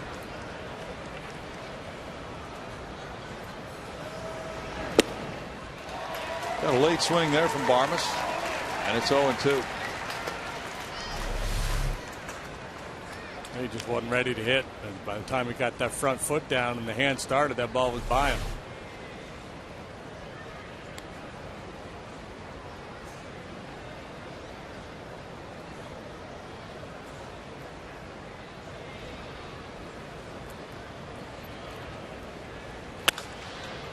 Out to left center field and shallow. Here's Tyler Green out sliding and can't make the play. A run is home, and it's 3-0 Pittsburgh. Martinez couldn't get there, and Green tried sliding over the shoulder play. Barmas with contact gets the pop fly RBI single, his 44th RBI of the year, to make it 3-0. Boy, you talking about an inning. This is right off the end of the bat, and Fernando, he's got a horrible jump. I don't know if had he gotten a good jump, if he would have been in position to make a play on that ball, but he got no jump at all. And Tyler Green tries to make a circus catch, comes up empty. So all 3 runs now come across home plate to the record of Jordan Lyles. Ouch. Barajas is 0 for 2. It's just a good solid single by Presley, and really what started the whole inning for me was just the defensive nature with the pitch out and then all the throw overs. And Harrison hits that little chopping hit and run over through the hole on the left side with Dominguez playing way in. Really set the tone for this whole inning. Here we go again. Yeah, looping soft single to left field, scoring 1. And it's 4-0. Gotta be kidding me. 29th RBI for Barajas. He's the 8th man to bat. Now Burnett comes up with 1 out. I don't know if we have a shot at top rounding third base or not, but it's worthy of Three Stooges. Okay. I don't know if we get it or not, but it's pretty comical. Look at him. Oh, he's got both arms akimbo there. Does that help slow you down? I don't know. Double windmill technique. And with the wind resistance, he's able to get back to third. Check this out. Check him out. This is beautiful. He's like, I'm not going to run hard, but I'm going to pump my arms hard to make it look like I'm trying to score. Maybe I can draw a throw. Burnett the batter. And there's strike 1.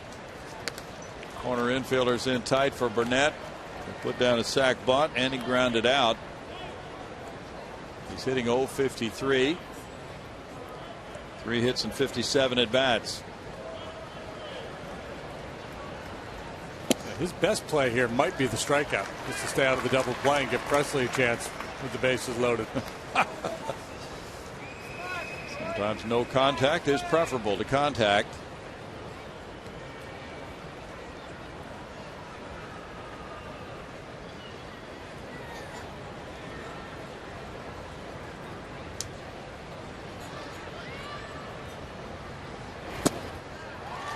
He took care of that part of it.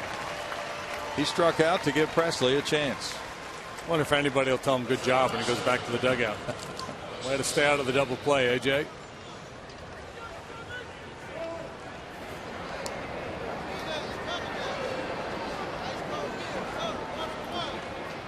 "40 pitches have been thrown this inning by 3 different Astros pitchers. Presley got it started with a single to right field. Jordan Lyles in 4 innings allowed 6 hits, 3 runs, walking 1, fanning 4. He threw 80 pitches. Strike to Presley. Wesley Wright in 1/3 of an inning allowed 0 hits and 1 run.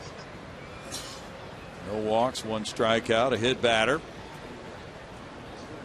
Pirates had scored 2 runs in the first 2 games of this series. Now with the Big Bang Theory, they've scored 4 in this frame. And it's 1-1 to Presley.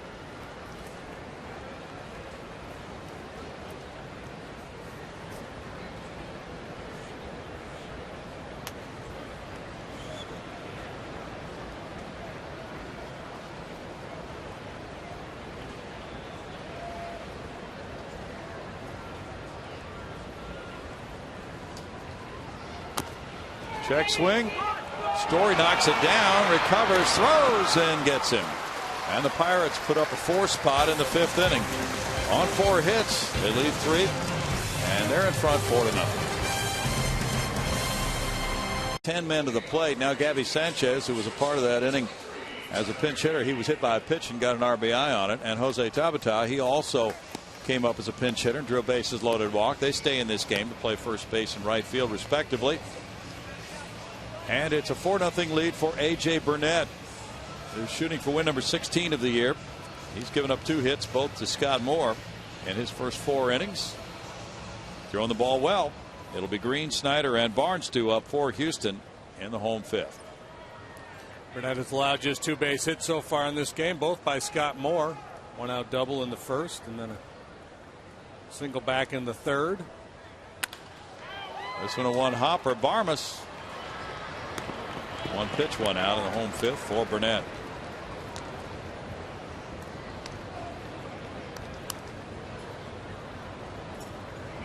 Minnesota's really bouncing Detroit, leading 10-2 in the bottom of the 8th inning. Miami and the Mets are tied 2-2 after 8. It's Atlanta 2, Philadelphia 1, top of the 9th in Philly. Jonathan Papelbon pitching with his club trailing by a run. And Oakland leads the Yankees 5-4 after 6 in New York. Chris Snyder struck out in the 2nd inning. Burnett shooting for win number 16, as we mentioned. He is the first Pirate 15-game winner since '99 when Todd Ritchie did it. Strike 1 to Snyder. And this is a top victory total for him in a season since he won 18 with Toronto in 08.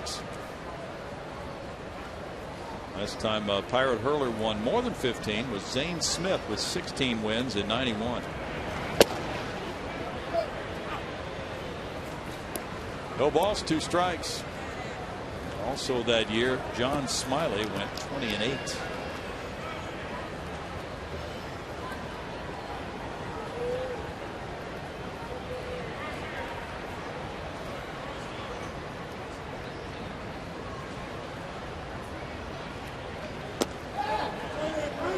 Check swing call goes Chris Snyder's way on the Marty Foster call, and it's 1 ball, 2 strikes.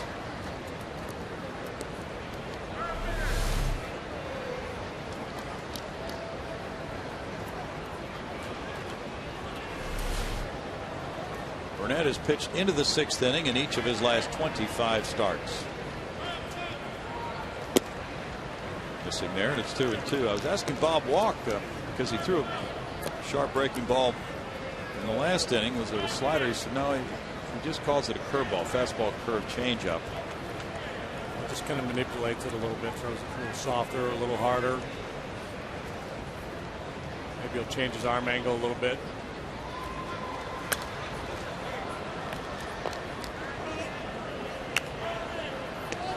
Still 2-2 for A.J. Burnett.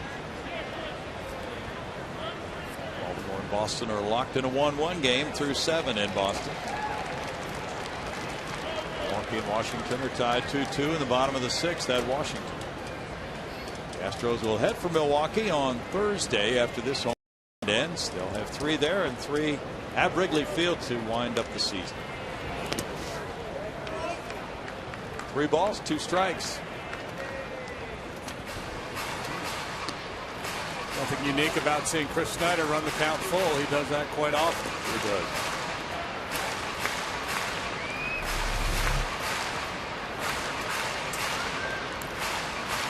Got a little wardrobe malfunction there for Barajas.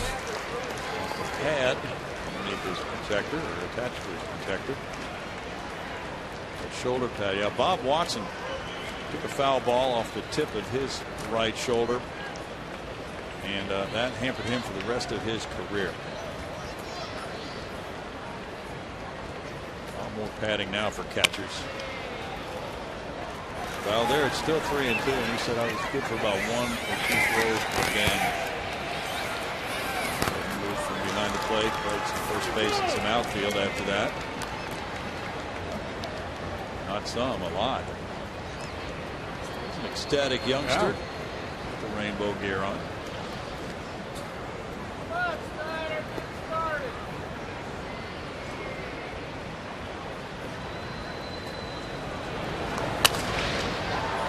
The air foul for Snyder. You know, you're talking about Snyder working the count, which he's done well this year. Jed Lowry does that too.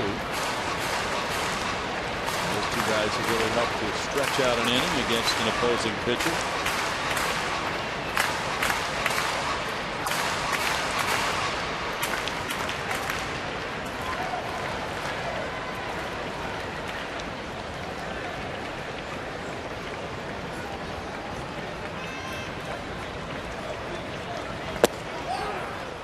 Strike 3. That's number 7. And that just continues to make quality pitches here on the 3-2 offering. He comes back with a 92-mile-an-hour fastball right over the outside corner at the knees. Just waiting to hear the decision from the high court. Yeah. Which way am I going? Am I turning right or am I going straight? Let me know, Tim. Not trying to show you up or anything, just let me know. Ryan Bogasevic on deck as Brandon Barnes bats. He struck out looking in the 3rd inning. He's going to play in Venezuela in the offseason. Chopper to 3rd. Alvarez with a throw. Make it a quick 5th inning for Burnett and a 4-0 Pirate lead.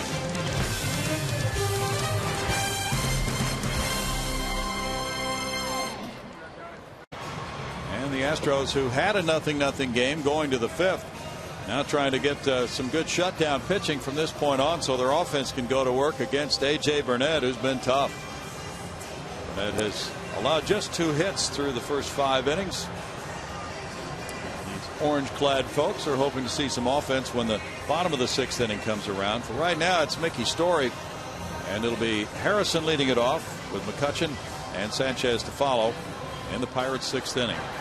Clint Hurdle was talking after the game when Craig Biggio threw out that first pitch Friday night about having that seat in the dugout, the same seat he had when he was here in 07 managing the Colorado Rockies, watching Biggio get his 3,000th hit against that club that night. So he's seen a lot of Biggio being saluted by the fans in this ballpark.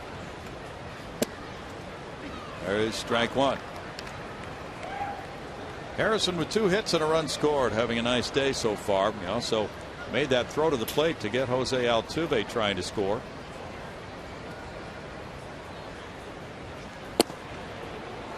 It's no balls, 2 strikes for Mickey Story.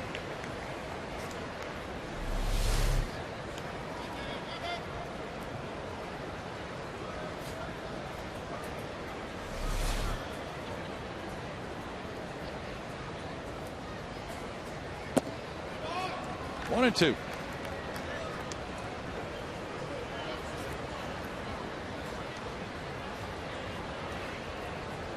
Pirates have had a .304 winning percentage since August 1st.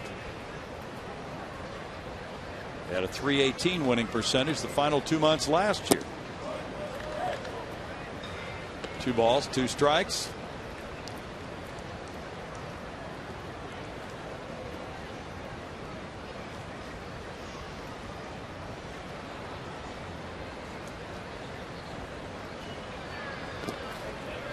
Story throws that one, and it's ball 3. A full count here to Harrison with McCutchen on deck. Trying to get him to chase that hard breaking ball off the outside corner. Let's see if he goes back to that first swing and miss curveball. He took a little off and dropped it into the strike zone. Heater. Out to right center field. That's looping and diving, unable to make the catch. Moore. It's a hit for Harrison, his 3rd in a row. Moore gave it all he had, but Harrison hit it to a good spot for the Pirates.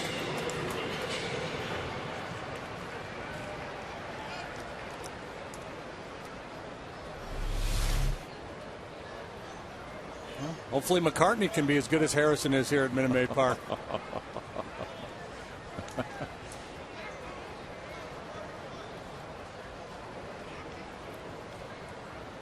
If so, he'll be a star. And it's McCutchen now up for the 3rd time. He has a 1-for-2 day going so far with a walk and a run scored. There's strike one. He also lined out to center field on that catch by Barnes. So McCutchen has looked good at the plate so far today. Currently he's hitting .336. Melky Cabrera probably got some points with his Giant teammates because Buster Posey, his former teammate, could win that batting title as well. So kind of clears himself out of the way to give Buster a shot. Buster is second by 3 points to McCutchen, and nobody else is in the hunt. Yadier Molina is at .319. McCutchen leads the league in runs scored and hits. 2nd in total bases. Big year for him. 1 ball, 2 strikes. Pirates did well. A big year you could see coming. I mean, he was an all-star player last year. These guys, as soon as he came into the league, you knew he was something special. First year was 09. Runner going, and it's in the air outside the right field line, back out of play. So just thinking about some of the Astros top choices from the draft this year and in previous years, just to see what McCutchen has done. McCutchen's 25. Now sure, he's the best of the best in terms of a first-round pick who really turned out well. He was the 11th player drafted in 05, so he was expected to be outstanding. He arrived on the major league scene in 09, 4 years after being drafted.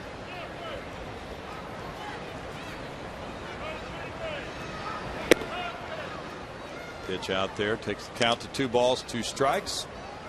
Had a good first year, and he's built on that. Yeah, I would think first round pick out of high school, a 17, 18-year-old kid. 3-4 years is what you would expect before they got to the big leagues. There are exceptions, of course.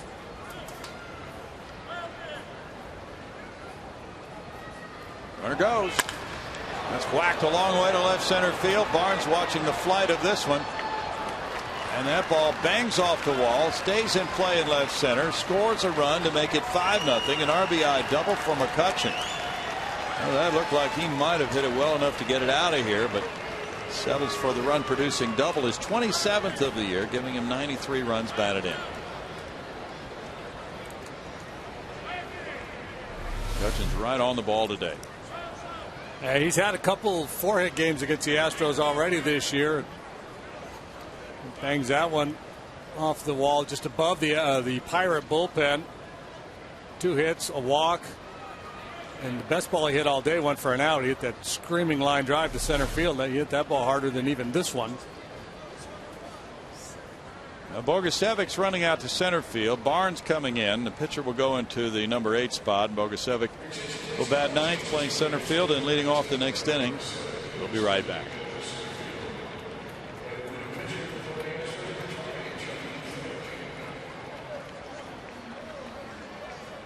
That Chevy has a show called Chevy Hometown Kids every Saturday morning. Emily Rippert hosts it. That's Saturday at 10 a.m. on Fox Sports Houston. If you want to see some of the older shows, you can go to hometownkids.tv. It's a nice website, and you can get all up to date. They were once hometown kids. They've gotten older now. Yeah. It is 5-0. 10 hits for the visiting Pirates, prompting another pitching change. Chucky Fick is in the game, facing Gabby Sanchez. Sanchez was hit by a pitch with the bases loaded and later scored. He hasn't had a chance to pitch that much lately. He's grown a beard since he last pitched.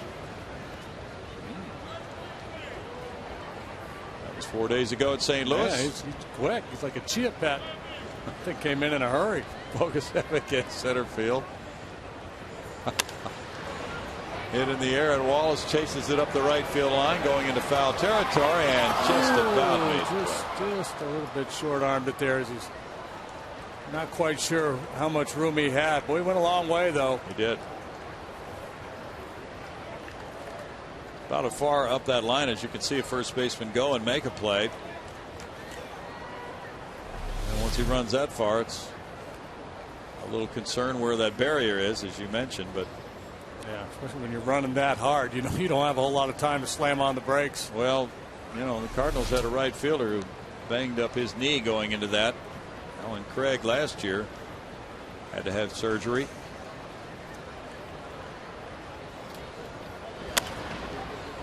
Foul back, and it's a 1-ball, 2-strike count.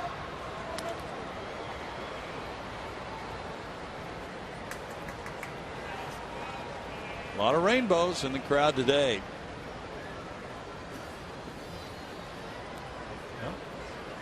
If you want the rainbow, you got to deal with the rain.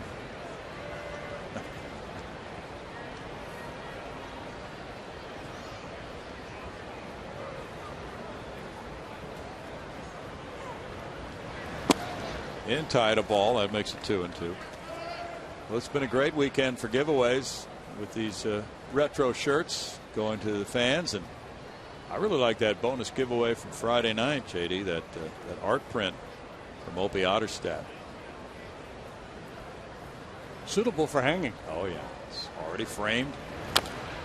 Tap foul. He's painted a look at several important scenes from Astros history, all fitting on the same canvas. A montage, if you will. Yes, he did an outstanding job. He's got to be one of the best sports artists around, and has been for many years. McCutchen at second base, nobody out. Drops down, gets a bouncer there to Wallace. It's a fair ball. Surprising he was in foul territory with his feet, but that doesn't matter. He reached back, and the ball was ruled a fair ball for out number 1. McCutchen taking third base. Yeah, look where that ball bounces. It's few inches foul, and then it kicks back the other way with some funky spin back into fair territory. It did. Marty Foster doing a nice job staying with the play. Yep. Sometimes assumptions are made, and the baseball takes a weird turn. Now it's an intentional walk to Alvarez, who struck out 3 times in this game. But he's being shown that sign of respect with the free pass, putting him on for Tabata. So it'll be 1st and 3rd and 1 out on the intentional pass to Alvarez. Tabata drew a walk himself with the bases loaded in the 5th inning.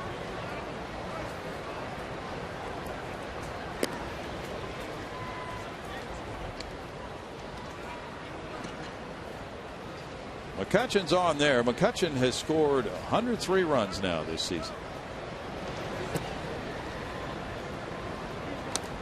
Bill Gilbert always sends us a list of the triple milestone guys. By triple milestone guys, we include players who have hit 300 or better, hit 30 or more homers, driven in 100 or more runs, and McCutcheon almost certainly will get that. He's got all the numbers except the RBIs, and he's at 93 on those. He also has the bonus of scoring over 100. Yeah, there was a period of time there where, you know, that 330, 100 RBIs, and you kind of go, so what? There's a ton of guys doing it. Players were taking liberties. Now it's taking on more meaning again. Sure has. We have the list from this year. Miguel Cabrera's already made it.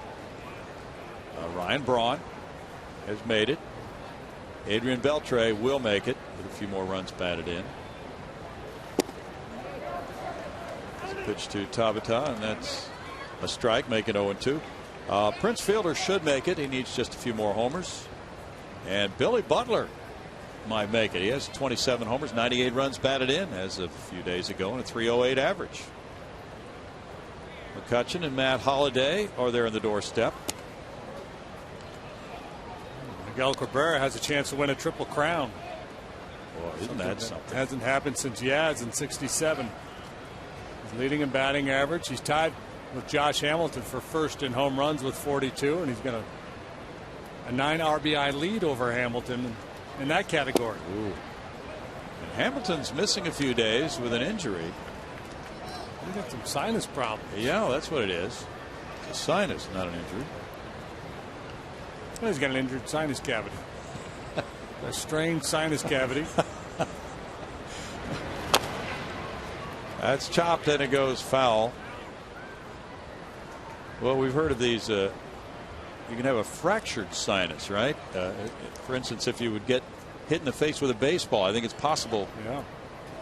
And that crush that sinus cavity. Oh boy, that's a rough one.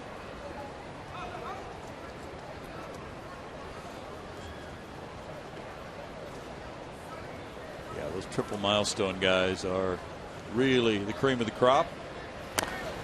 Bouncer goes foul.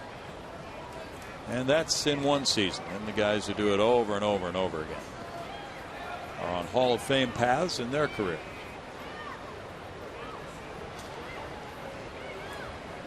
J.D. Martinez gets that one up to somebody in the stands.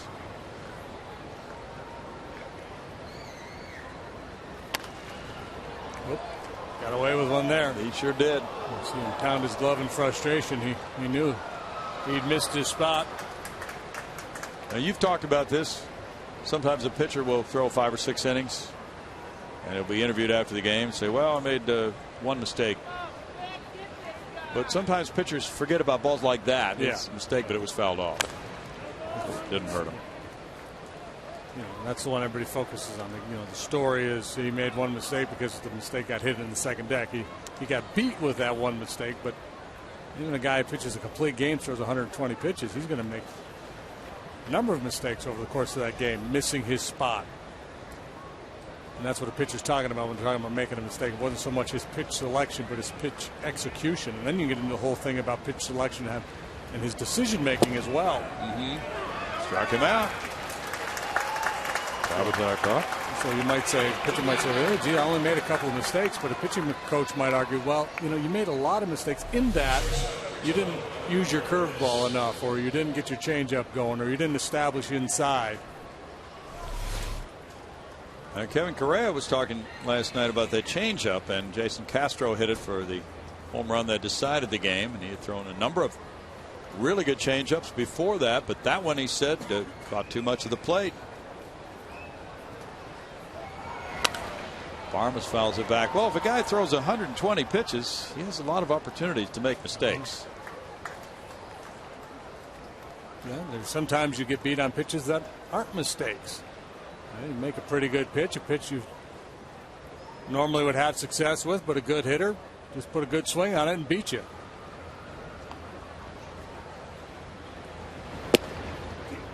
That's a strike for Chucky Fick, and it's 0-2 to Clint Barmes, who's 2 for 3 with an RBI.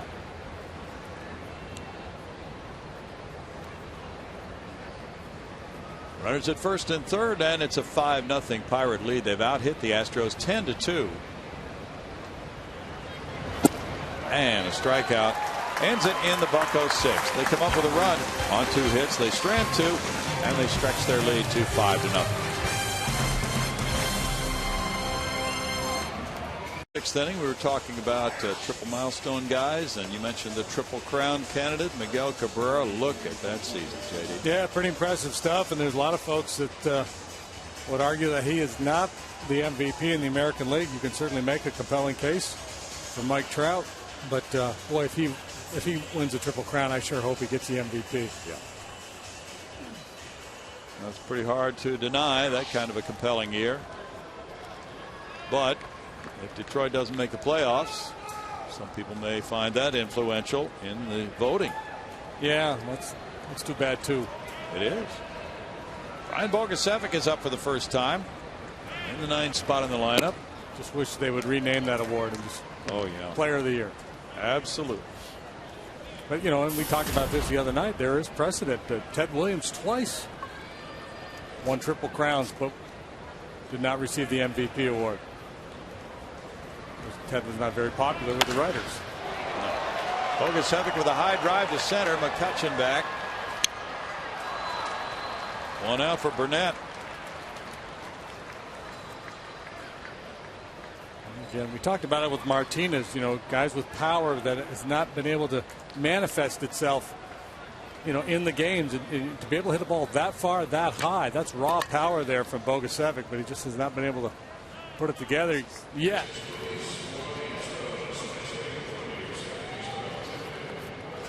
Now Jimmy Paredes will be the pinch hitter for Jose Altuve. Altuve was 0 for 1 with a walk. He stole a base. Paredes had 203, has no homers, 3 runs batted in. Has not been getting a lot of playing time recently. He is 1 for 2 as a pinch hitter. He's had 64 at bats with the Astros. Chance to give Jose a few innings off and get him ready for the Cardinals series. And by the same token, get Paredes a few at bats. There's strike 1.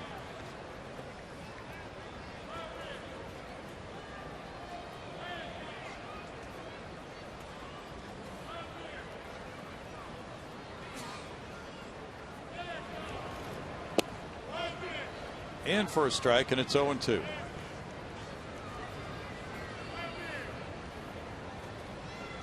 Burnett has thrown 76 pitches. The Astros pitchers have thrown 139 to this point in the game.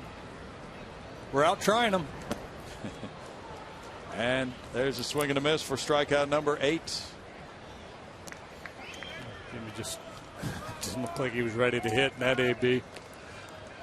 That curveball gives him problems as well.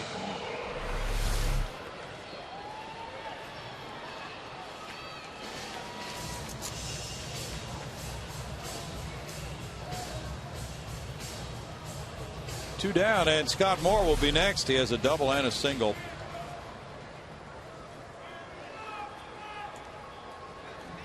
Burnett has struck out 14 in a game twice. Foul back, strike 1, once in 0-4 and once in 0-5.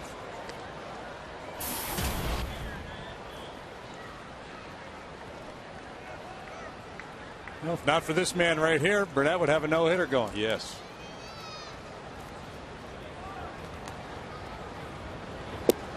Pitch one against the Padres when he was a Marlin. A no-hitter in which he walked 8, I believe. Maybe 9. Something crazy like that. That was in 01.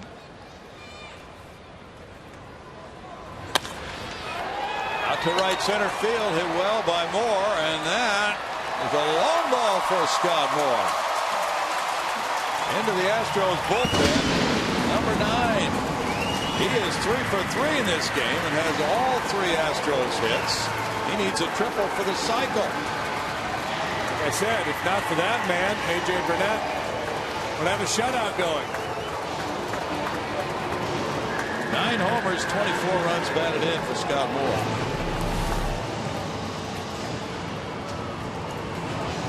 Good reaction shot there as you see Burnett throw his arms up in frustration. He knew that Moore beat him with a big fly.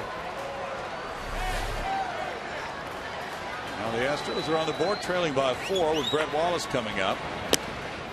He gets ball 1. He has struck out both times.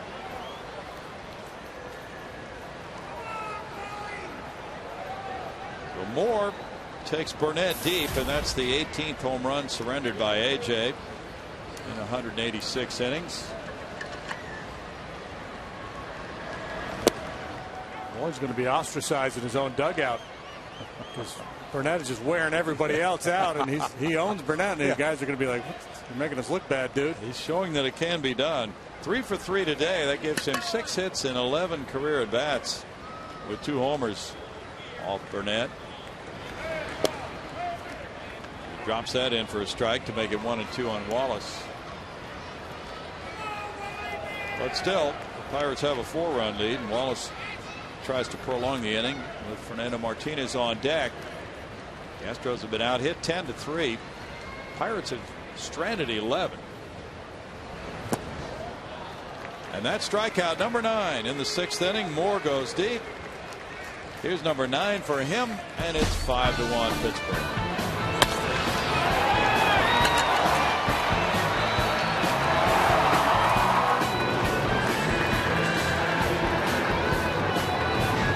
You buy Hyundai. If it's stylish, intelligent, safe, and affordable, it's probably a Hyundai. And by AT&T. Rethink possible. Astros are down 5-1, but I think it's so interesting, the strangeness of this game. Totally at the command or under the command of A.J. Burnett, except for one man. Yeah. How does that happen? Well, we'll have to ask Scott Moore after the game, because he certainly has found a solution. He ripped that fastball just to the left of the 373 sign into the Astros bullpen for their first run. And it is 5-1 now as Rod Barajas leads it off in the Pirate 7th inning, and it's that grounder to Matt Dominguez. 1 pitch, 1 out for Chucky Fick. Wesley Wright in 1/3 of an inning allowed no hits, 1 run with no walks, 1 strikeout, and a hit batter. Mickey Story 2/3 of an inning, 4 hits, 1 run, 1 walk, 1 strikeout. Chucky Fick gets this out, and now it's A.J. Burnett with Jimmy Paredes staying in the game to play right field after pinch hitting for Jose Altuve, and Scott Moore has moved to second base. Strike 1 to Burnett. Burnett is 0 for 2 with a sac bunt. 15,207 the paid attendance. I hope more of the infielder has as good a day as more of the outfielder was having. You raised a great point, Greg. You know, baseball is essentially a series of individual battles between the pitcher and the hitters. But, you know, on a day where a pitcher's dominating so many guys, why has that one guy been able to figure him out? Moore with a play at second. Yes, he's still got the good day going, no matter if it's offense or defense, and no matter what position he's playing. And it's Burnett the hitter. It's like, I'm just going to, whatever you do, AJ, I'm in your face.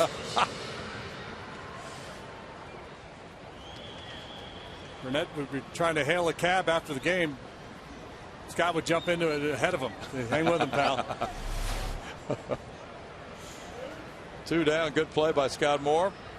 He just shifted in from right field to second and made that sparkler. Yeah, see, he's looking up there. Dude's wearing me out. Now it's Presley. Presley is 1 for 4. He scored a run after his 5th inning hit. That triggered the 4-run inning as he led off with that single to right. And there's strike 1 for Chucky Fick. Atlanta knocked off the Phillies 2-1 in Philadelphia. Tim Hudson, the winner, goes to 16-6. Cliff Lee, the loser, is 6-8. Craig Kimbrell got his 39th save. He's getting some Cy Young support. Lined out to the gap in right center field. Extra bases. That will roll for a while. Here's Presley zipping it around second. He'll easily make third base. Stand-up triple for Presley.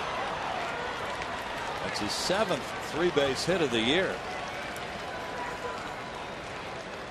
This is a guy that doesn't play every day. He had a bunch of triples last year. Got that gap power and very good speed, and that adds up to triples. With 2 outs in the inning, you're not going to try for third base unless you absolutely know you can make it, and he did, and he made it easily. As a matter of fact, he had designs on 4 the way he rounded his bag. Yep. Got to third quickly. 2-out triple, and now it's Harrison coming up. Harrison has 3 hits in a row after striking out in the first. Chucky slipped a little bit on that one. It's ball 1. With the Atlanta Braves winning 2-1 on the road at Philly, they are looking strong. That's win number 88 of the year for them. And Hudson's been a big factor with his 16-6 record. And tied to Harrison for a 2-ball no strike count. Braves remain well ahead of the Cardinals for that first wild card spot, but the Cardinals are leading the second wild card position. In the air, and Scott Moore looks out to Paredes in right field, who puts it away. No runs, 1 hit, a runner stranded at third after the Presley triple. It's time for the singing of God Bless America in just a moment, and 94-year-old Joe Prince will be leading us in that. Military personnel coming out on the field, and we'll let you watch.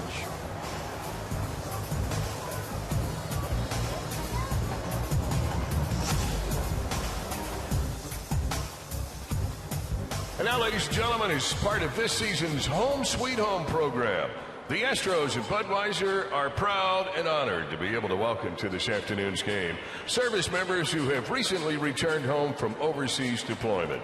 Welcome home, soldiers.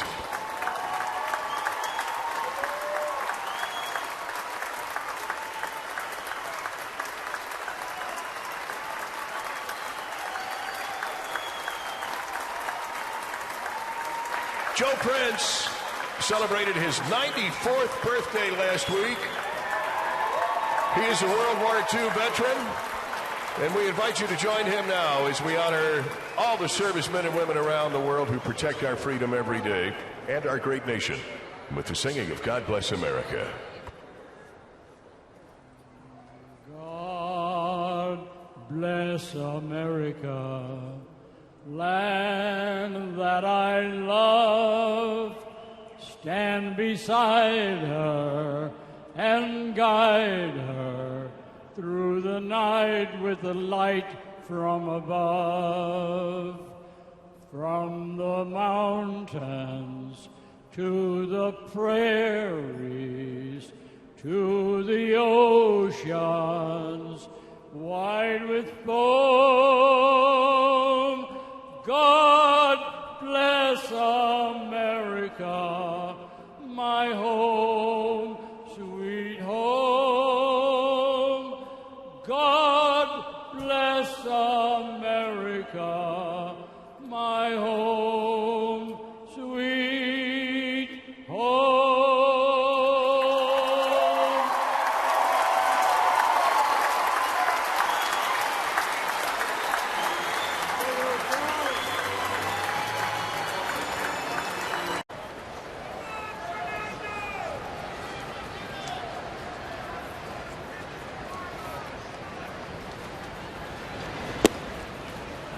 Strike one for A.J. Burnett on the curveball to Fernando Martinez. That's been a staple for him today. He has struck out 9 in the first 6 innings. He has a 5-1 lead.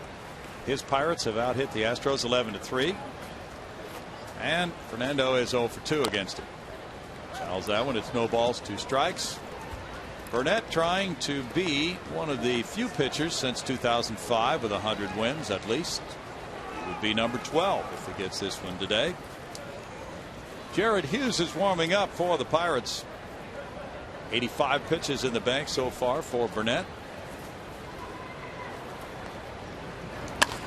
Out to the shortstop, to Hopper for Barmas. 1 out for Burnett. Well, he has consistently gotten his club into the 6th inning now, 26 starts in a row, and he's gone at least 6 complete innings in 22 of his 29 starts now this year. And he's retired the leadoff man in every inning so far this afternoon. It's just tough to put an inning together against a pitcher who's doing that. Matt Dominguez is struck out looking, and he's lined to second. Tyler Green's on deck. Tough day for Cliff Lee. He pitched well but lost to the Braves 2-1. He's had a bunch of those this year. Boy, hasn't he though? Today 8 innings, 9 hits, 2 runs, 1 earned, no walks, 11 strikeouts, and a loss. Kimbrel got his 39th save. His ERA dropping to 1.08. He struck out about a half of the batters he's faced this year. Boy. Which just doesn't happen. Well, except for Aroldis Chapman. He is starting to attract Cy Young support. 39 saves, tying him with Jason Mott for the league lead. Shortstop Barmas again. Goes out Dominguez, 2 down. Now it's Tyler Green. Chevron will move us ahead to tomorrow night. It's a brand new series. The Cardinals are in town. Chevron drives in with the starting pitchers. Lance Lynn 16-7. Fernando Abad 0-5. Tomorrow night coverage begins at 6:30. And Lance Lynn went 6 1/3 against the Astros last Wednesday in a 5-0 win over Lucas Harrell at St. Louis.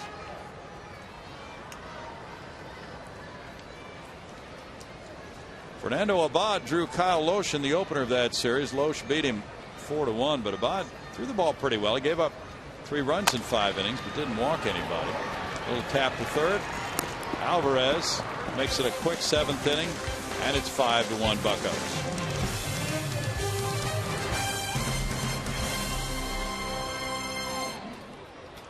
The 2012 Major League Baseball postseason on Fox and TBS. The excitement begins October 5th with a wild card to be shown on TBS.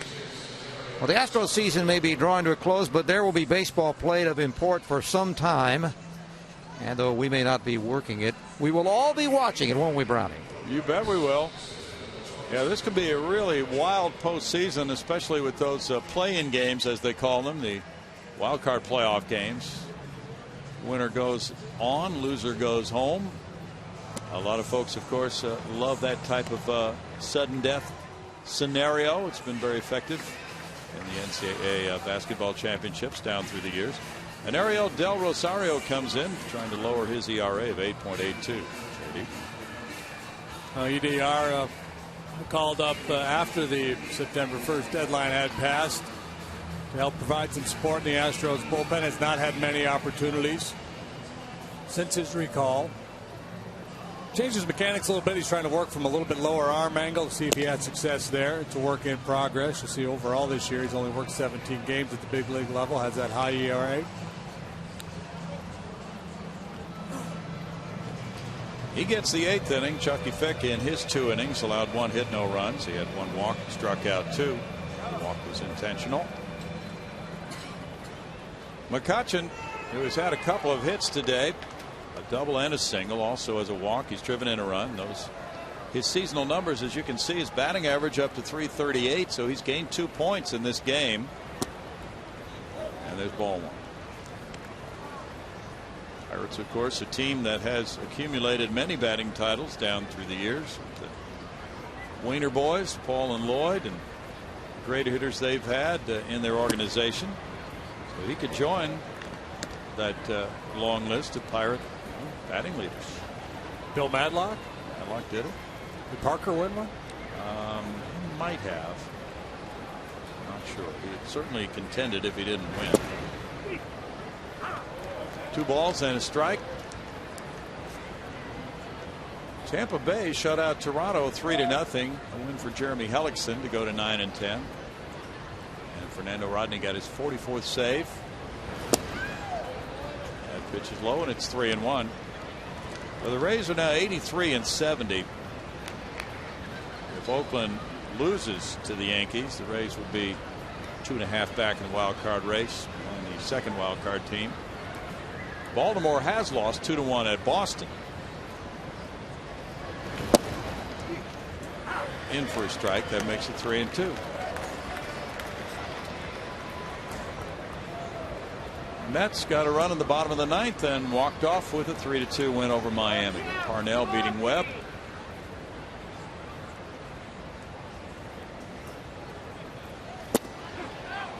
In there for a strike. He caught him looking. Good pitch.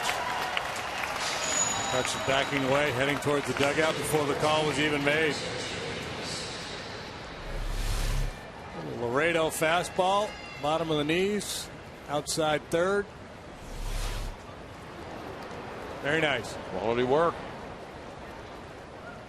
Gabby Sanchez came off the bench and was hit by a pitch with the bases loaded in the 5th inning. Then he grounded out in the 6th.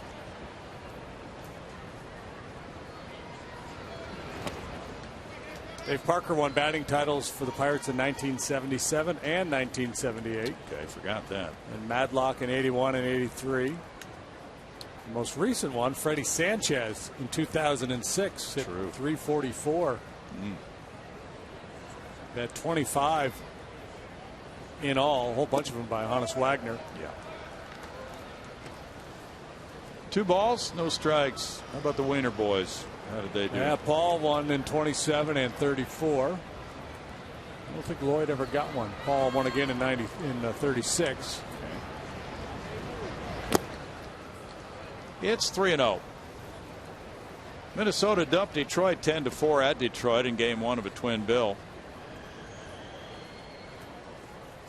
Puts the Tigers under the gun to win the nightcap.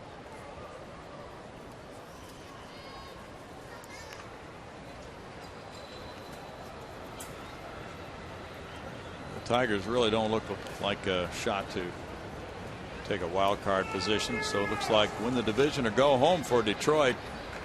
They now drop 1 game behind the White Sox. 3 balls and a strike.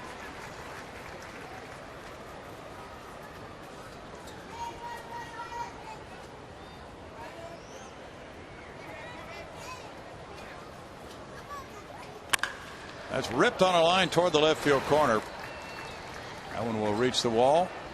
Martinez playing it back in, but it's going to be a double. Wow. Beat that throw. Just ahead of the throw to second base, which was right on the money. Yeah, I thought Fernando was going to cut that ball off on the backhand side. He opted to play it off the wall and then turned around and threw a bullet into second base and almost got Gabby Sanchez.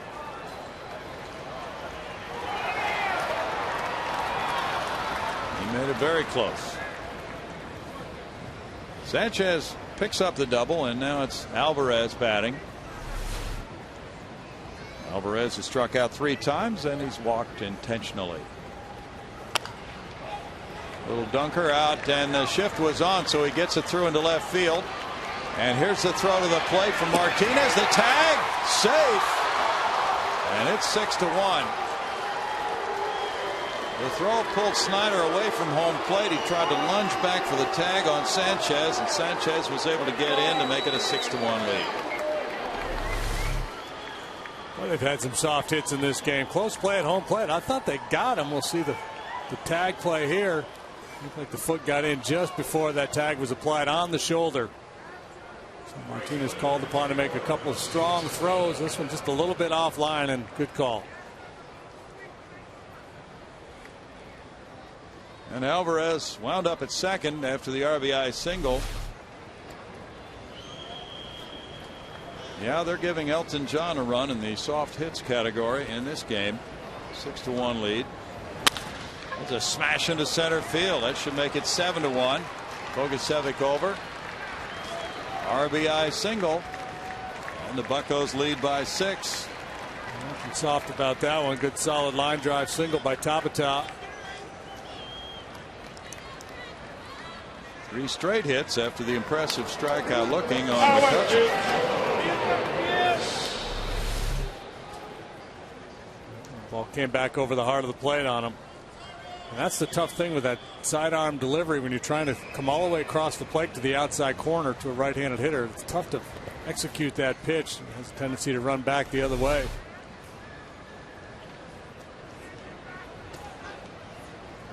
Clint Barmas is 2 for 4. He drove in a run in that 4-run 5th inning with a single.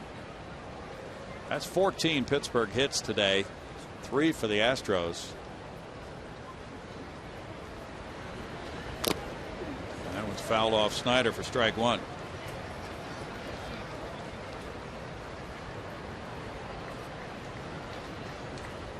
It's San Diego 1, San Francisco nothing. They've played 2 in the city by the bay. Arizona 3, Colorado nothing. Bottom of the 5th in Colorado.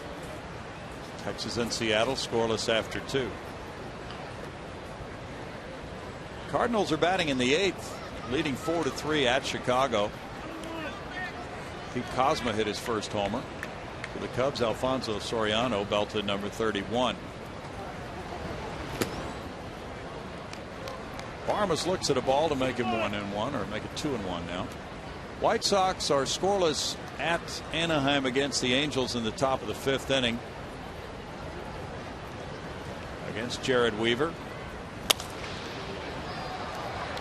Green is out into shallow center field looking to see if somebody else can get there, and Scott Moore can. 2 outs.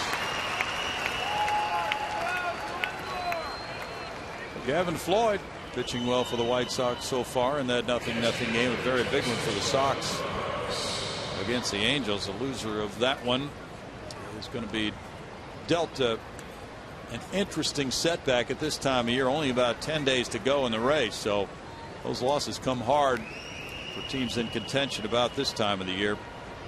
And the Angels are only 3 behind Oakland in the loss column right now. That's over Green, and a hit to left center field for Barajas. It's 1st and 3rd as the Pirates just keep churning. That is their 4th hit of the inning. Tabata to third base. And good hustle by Tabata. A little base hit right off the end of the bat by Barajas. Jumped on that first pitch for his second knock. 15 hits for the Buccos. Burnett is 0 for 3 with the sac bunt. 5th plate appearance in this game. Oh, if you're a starting pitcher and you're getting your 5th plate appearance, you know you're having a good day. Ball 1 to Burnett. The Yankees are batting in the bottom of the 9th, trailing Oakland 5-4. Very big game for Oakland, and also important for the Yankees.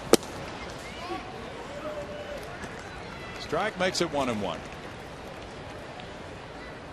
New York came into today with a 1-game lead on Baltimore, and the Orioles lost.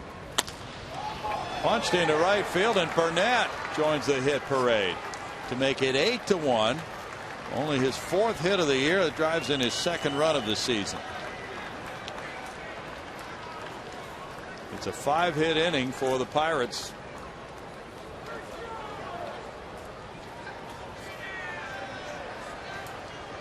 And we'll get a double switch for the Astros. Looks like Brandon Laird coming in to play some third base. Laird replacing Matt Dominguez at that position, and a new pitcher coming up as well when we return with the Pirates leading it 8-1.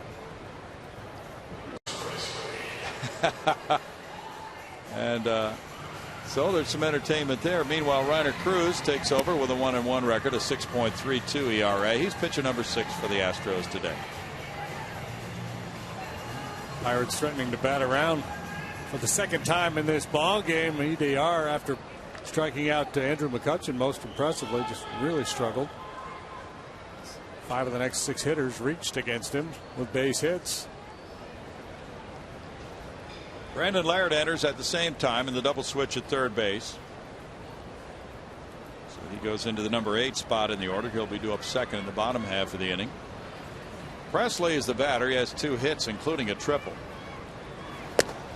Way outside, ball 1 for Reiner. It's Milwaukee 6, Washington 2. They've played 8 in our nation's capital.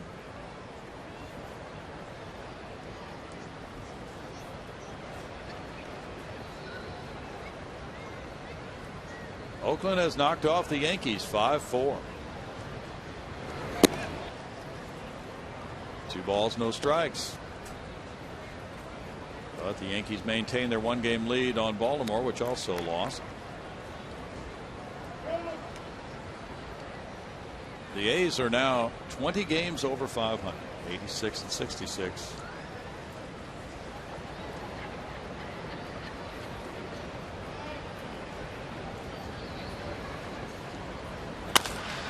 Bouncer to second. Moore coming in. Makes the toss to Green for the force to end the Pirate 8th inning. They come up with 3 runs on 5 hits and strand 2, and they lead it 8-1. Moore, just as we promised earlier in the game, it's Miller time, brought to you by Miller Lite. Scott Moore has 3 hits. Here was number 3, a homer on a 1-1 pitch. Back in the 6th inning, it went into the Astros bullpen. Earlier, he had doubled and singled. Yeah, we will not have a hard time identifying the Astros player of the game today. Been pretty darn easy for Burnett this afternoon, except for those confrontations with Scott Moore. Who, for good measure, made a play on Burnett in the field and threw him out too.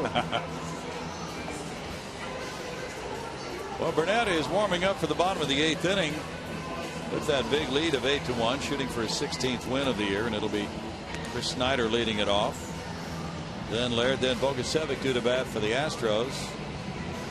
Burnett really set a nice tone with his breaking ball today, and he's walked only 1, and that was Altuve back in the 3rd. Look-alike possibly. A little something going on there. Where's that cap? It looks like it's kind of a Texans hat of some sort. Maybe Longhorns. I don't know. Okay. Snyder leading it off has struck out twice. Maybe it's the Beaumont Bulls. Could be. 1-0.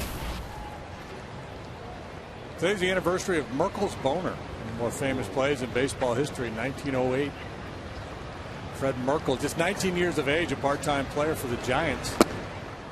On what would have been the game-winning base hit, he was on first. He failed to touch second, assuming the game was over, and that was the norm back in the day.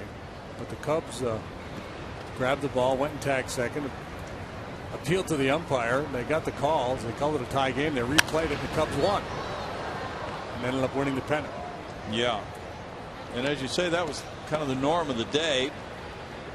That rule really had not been enforced, but I think there had been a similar situation the week before, something like that, involving that same umpire who was alerted to it. I think it was Hank O'Day was out there. Yeah, it was. And that's back when there was only 2 umpires. Oh, that's right. Umpire behind the plate and one on the bases. So this time he enforced it. And wow, did that create some havoc in that pennant race. 2 balls, 2 strikes for Burnett. Merkel's boner. 19 years old, and he's known for that. And only that to most baseball fans. And you talk about the Bill Buckners of the world. Snyder caught looking. That's 10 strikeouts. Buckner had a fine career, but he's known for that error in the World Series for Boston. Let's find out about Fred Merkel. Okay. Statistically. Do some in-depth work on it. Carl Frederick Rudolph Merkel. And this is according to Baseball Reference, and then in parentheses, bonehead.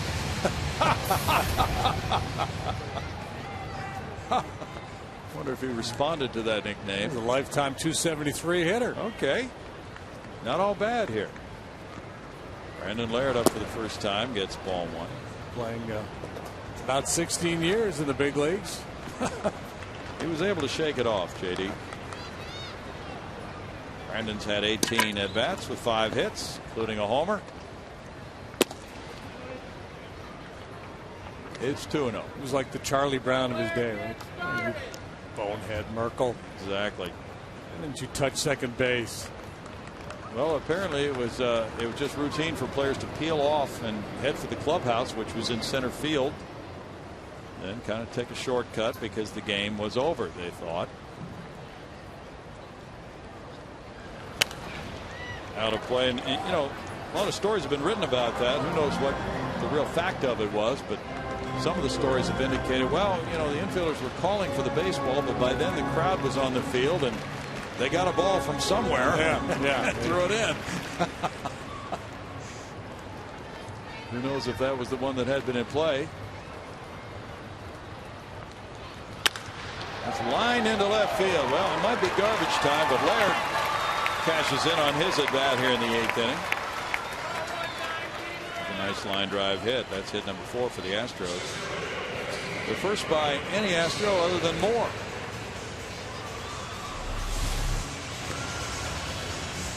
Got a fastball up in the zone, put a good swing on it. There's action in the Pirate bullpen, and Burnett approaching 100 pitches. A comfortable lead, no reason to push him, other than the fact that he might want to try to finish his ball game. Jared Hughes, the right-hander. Tony Watson, the lefty. Bogusevic batting now. He hit a fly ball to center earlier. Paredes on deck. And it's strike one.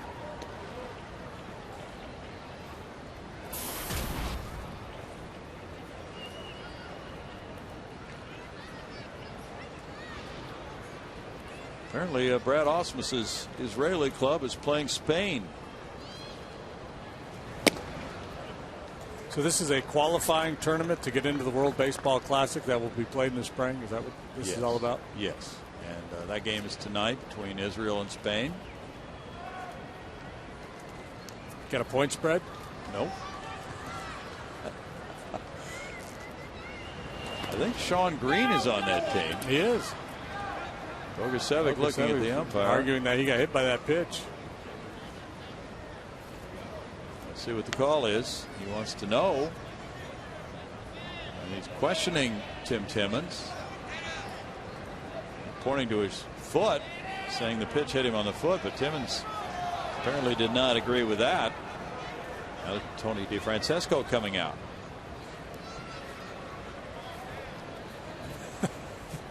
Tim's got no idea. Let me get some help. Well, last night the umpires consulted and reversed a call at first base. Okay. Yeah, got him on the toe. We got Tim in the arm, so he was kind of focusing on that. Right. So maybe Eric Cooper saw it. Jeff Collins or Marty Foster. What you guys got? I didn't see it. I don't know, man. I got hit in the arm, man. I don't know. It's 8-1. Why are these guys arguing? What do you think? Bogey's a good guy. He wouldn't lie to us. All right, let's give him his base. There we go. Okay, they are now reversing it and saying he was hit by the pitch, as Bogusevic claimed all along.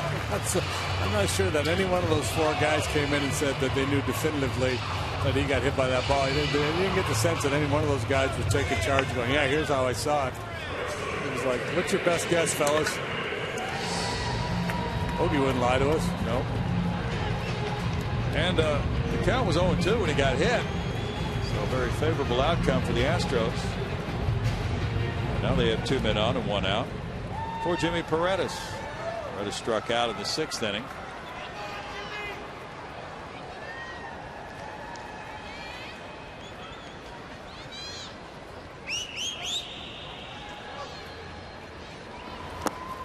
They strike 1 to Jimmy. The hits are in favor of Pittsburgh, 16-4. Pirates have stranded 14. Houston has left 2. Yeah. It scored 8 runs and it still left 14 men on base. It could be a lot worse. It could be a lot worse.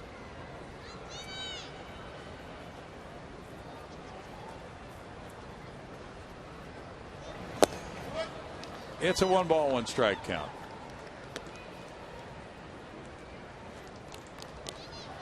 Make it 0-2.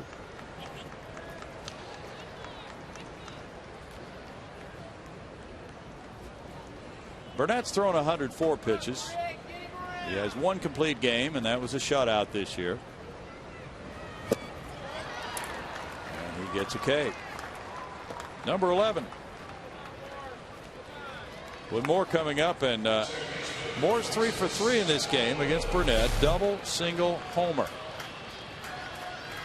Trouble with the curve. seen that theme throughout the day.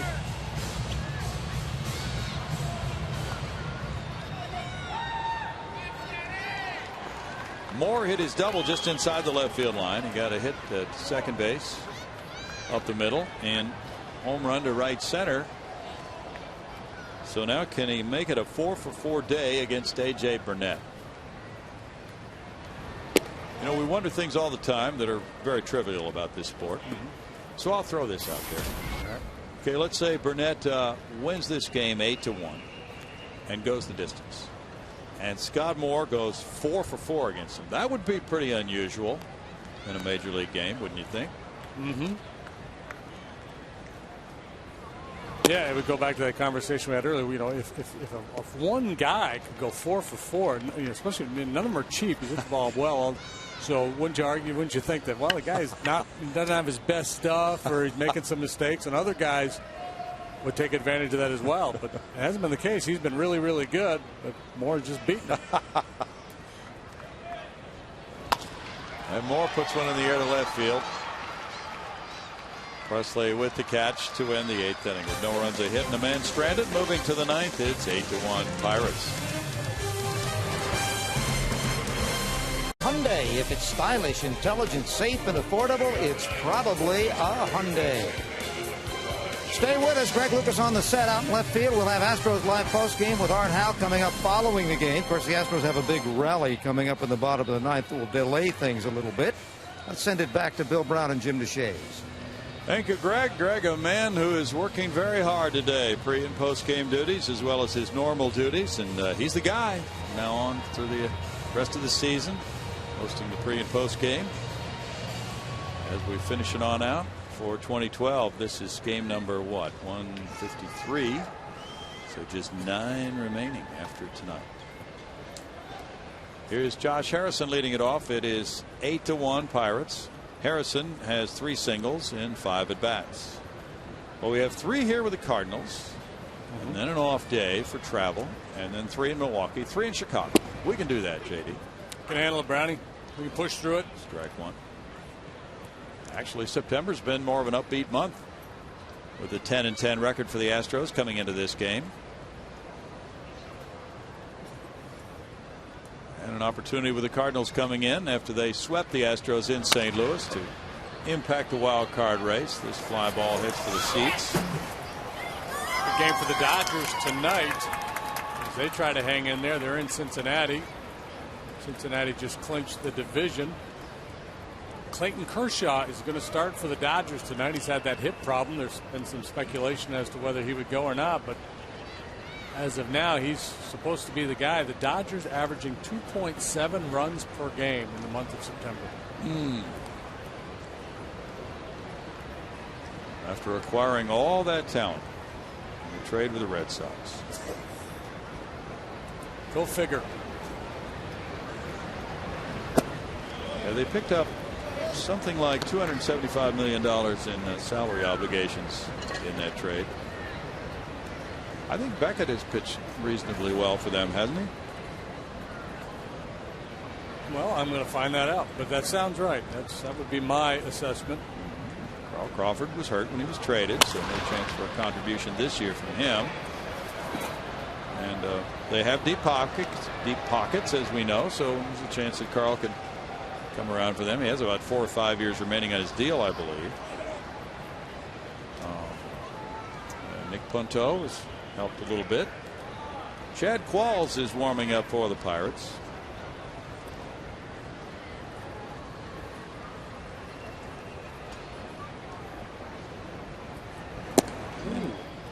You know, Gonzalez hasn't done a whole lot for them, Adrian, since that trade.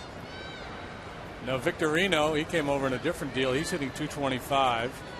Okay. Adrian Gonzalez is hitting 245 with 1 home run and 106 at bats. Not what they had hoped for. Got off to a great start. He had a game-winning hit, I think, in his first game in a Dodger uniform. I think you're right.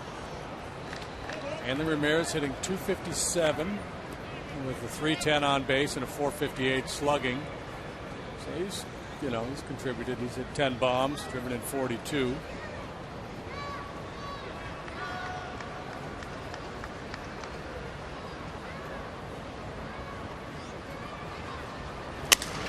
Broken bat, and that loops over Laird into left field. Man, have a day. 4th hit for Harrison. Ball way off the plate inside. At least that's what it appeared to be on our monitor. Listen, he's better than McCartney. Look at that. Moving right in on him. He was quick enough to get Wood on that and pick up hit number 4 of the day. 17 hits for the Buccos. Now McCutchen comes around again. He is 2 for 4 with an RBI, a walk. And there's strike. That ties Harrison's career high with the 4-hit game. It's a mixed bag for Beckett Brown. He's made 5 starts. He's 1-2 with a 3.45 ERA. Okay.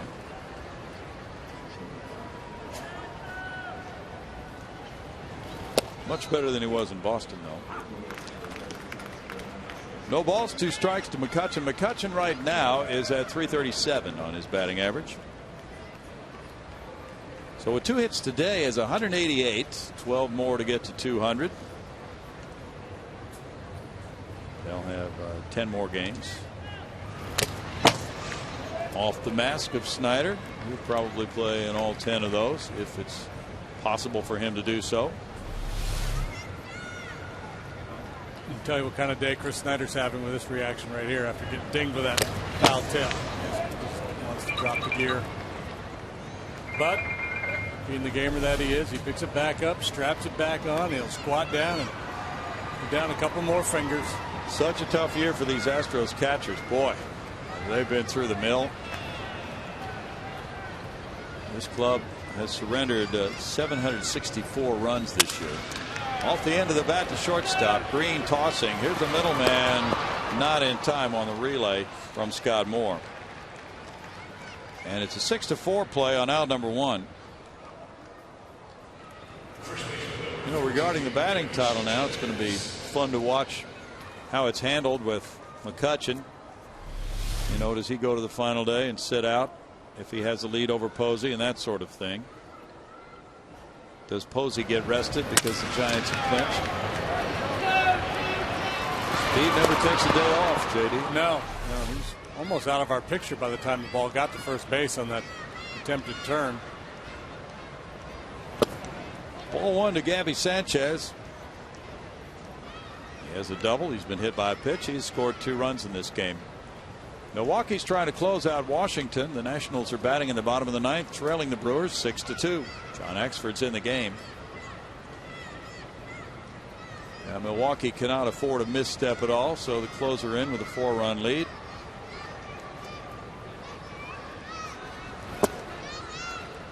It's 2-0.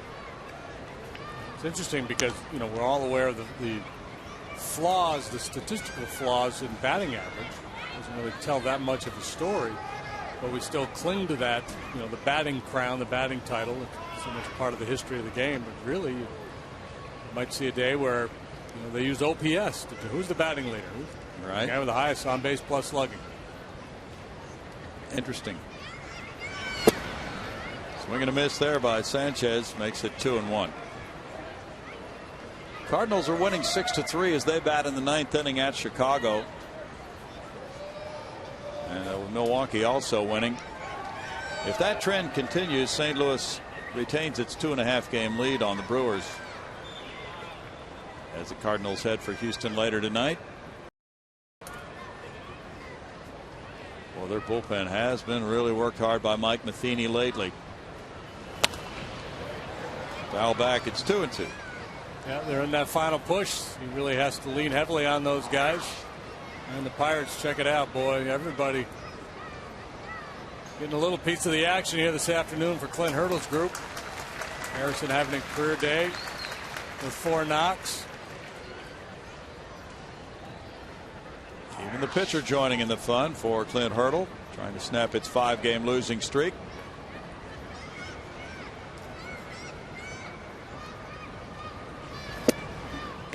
Batting crown were given to the player with the highest on base plus slugging in the National League, it would be Ryan Braun at 995. McCutchen second, Giancarlo Stanton third, then Buster Posey.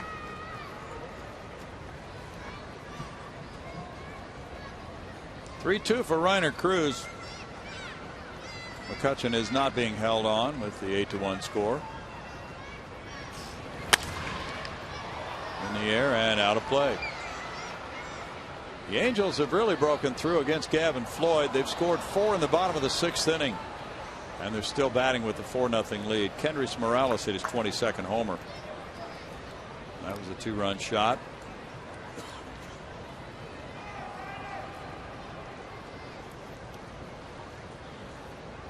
It's Cleveland 15, Kansas City 4. The Tribe has scored 7 in the 9th and is still batting. That's rocked into left field right between third and short for a solid single. Gabby Sanchez has come off the bench and reached base 3 times. That's his 2nd hit. Put him down for a multi-hit game with his action starting in the 5th inning today.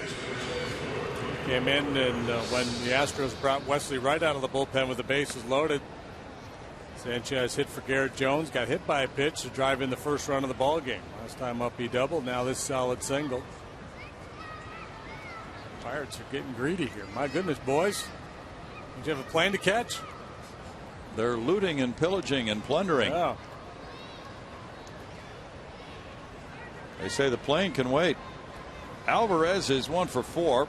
An RBI single and an intentional walk. Well, they're heading for New York.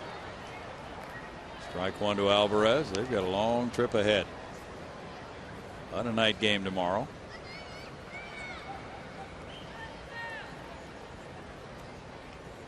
Eight runs, 18 hits. They have not hit a long ball this afternoon, however.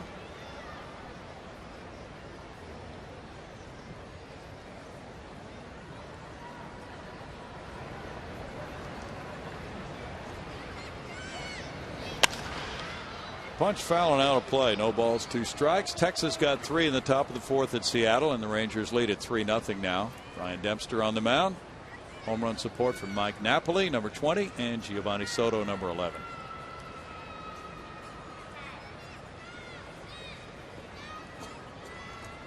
The on base plus slugging in the American League leader is Miguel Cabrera.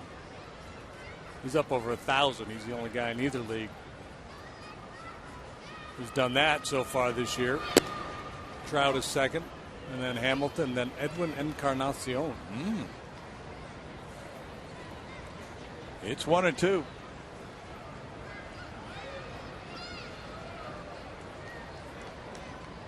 Buster Posey is not in the lineup today for the Giants. They lead 2-1 at home after 4 against San Diego.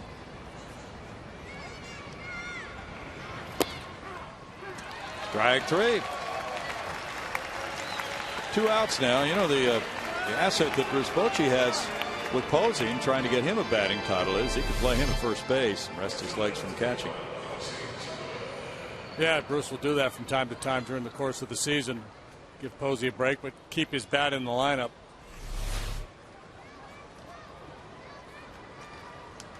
Now Jose Tabata bats against Reiner Cruz.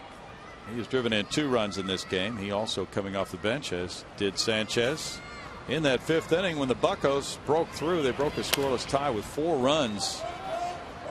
And Jordan Lyles was in a 0-0 game. He'd given up 2 hits and a walk, bases loaded, nobody out when he left.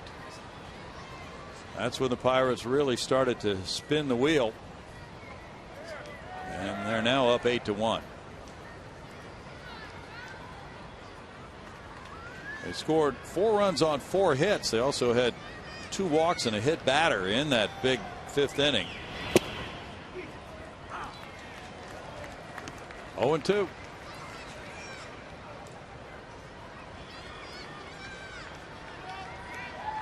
Milwaukee has finished its win at Washington 6-2. Brandon Kinsler wins that one, beating Ryan Matthews, and John Axford gets his 33rd save.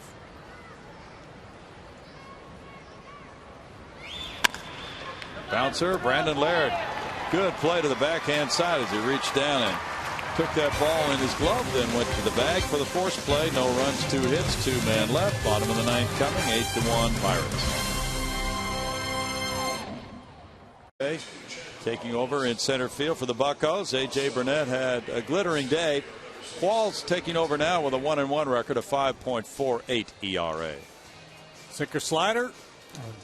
Chad's really had problems with left-handed hitters this year. Overall, league hitting .297 against him. Pirates are his third team that he's pitched for this year. Been a Yankee, been a Philly.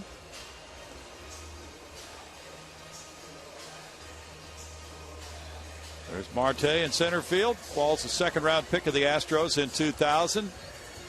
34 years old now, from Lomita, California. He went to Nevada, Reno, came to the big leagues in 04. Was a big part of the Astros bullpen in that 05 season when he had 22 holds and pitched in 77 games.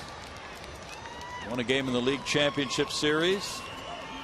And he came back with 81 appearances in 06, 79 in 07.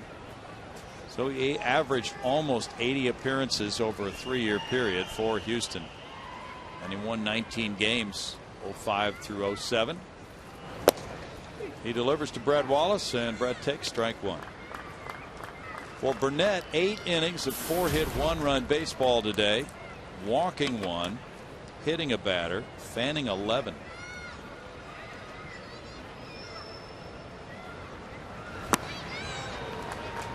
It's 0-2 to Wallace.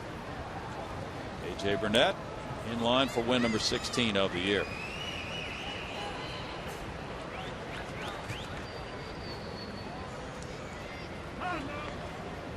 Pirates have banged out 18 hits to the Astros 4. Pittsburgh has stranded 16 runners to Houston's 4 men left on base.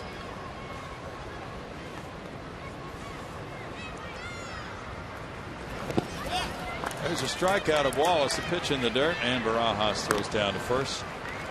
Take care of out number 1. It's a tough day for Wally. 4 trips, 4 punch-outs.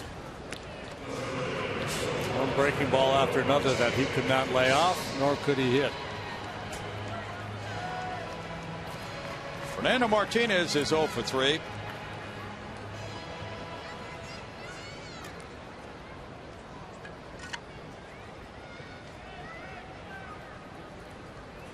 Fernando's grounded out twice and struck out. Qualls was acquired on the 31st of July from the Yankees in the Casey McGee trade. Marwin Gonzalez is on deck.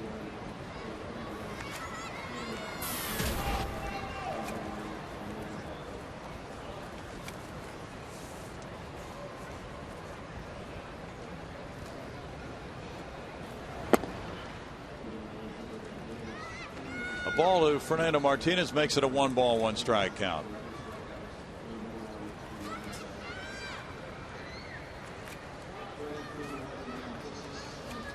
Burnett threw 109 pitches, 74 were strikes. It's a 2-1 count now for Fernando Martinez. So Burnett in line to become the first Pittsburgh pitcher to win more than 15 games since '91.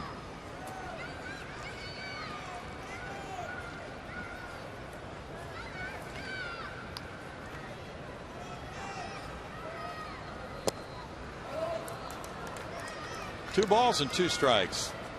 Final game of the season series, and the Pirates are on their way, it would appear, to finishing with a 12-5 record against the Astros this season.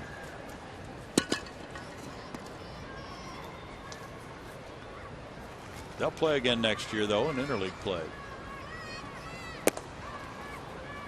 It's 3-2. And Qualls posting that high ERA this year, and some of the things you've read and heard, well, maybe he's toward the end of the line, but you're looking at his stuff here today, he looks fine. 94 miles an hour with that good sink. Breaking ball has been sharp. It's a bouncer. Evie Sanchez feeding Qualls for out number 2. In a game like this, he has a chance to get out there with not a whole lot of pressure on him with a 7-run lead.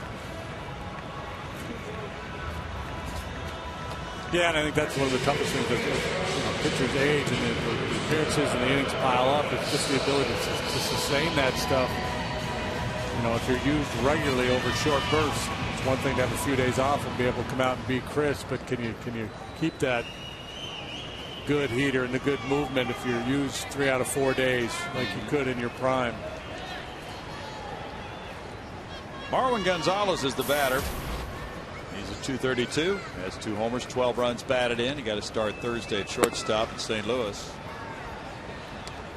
There's ball 1 to Marwin. That was his first appearance since he injured his ankle August 30th. Second time he had an injury this year.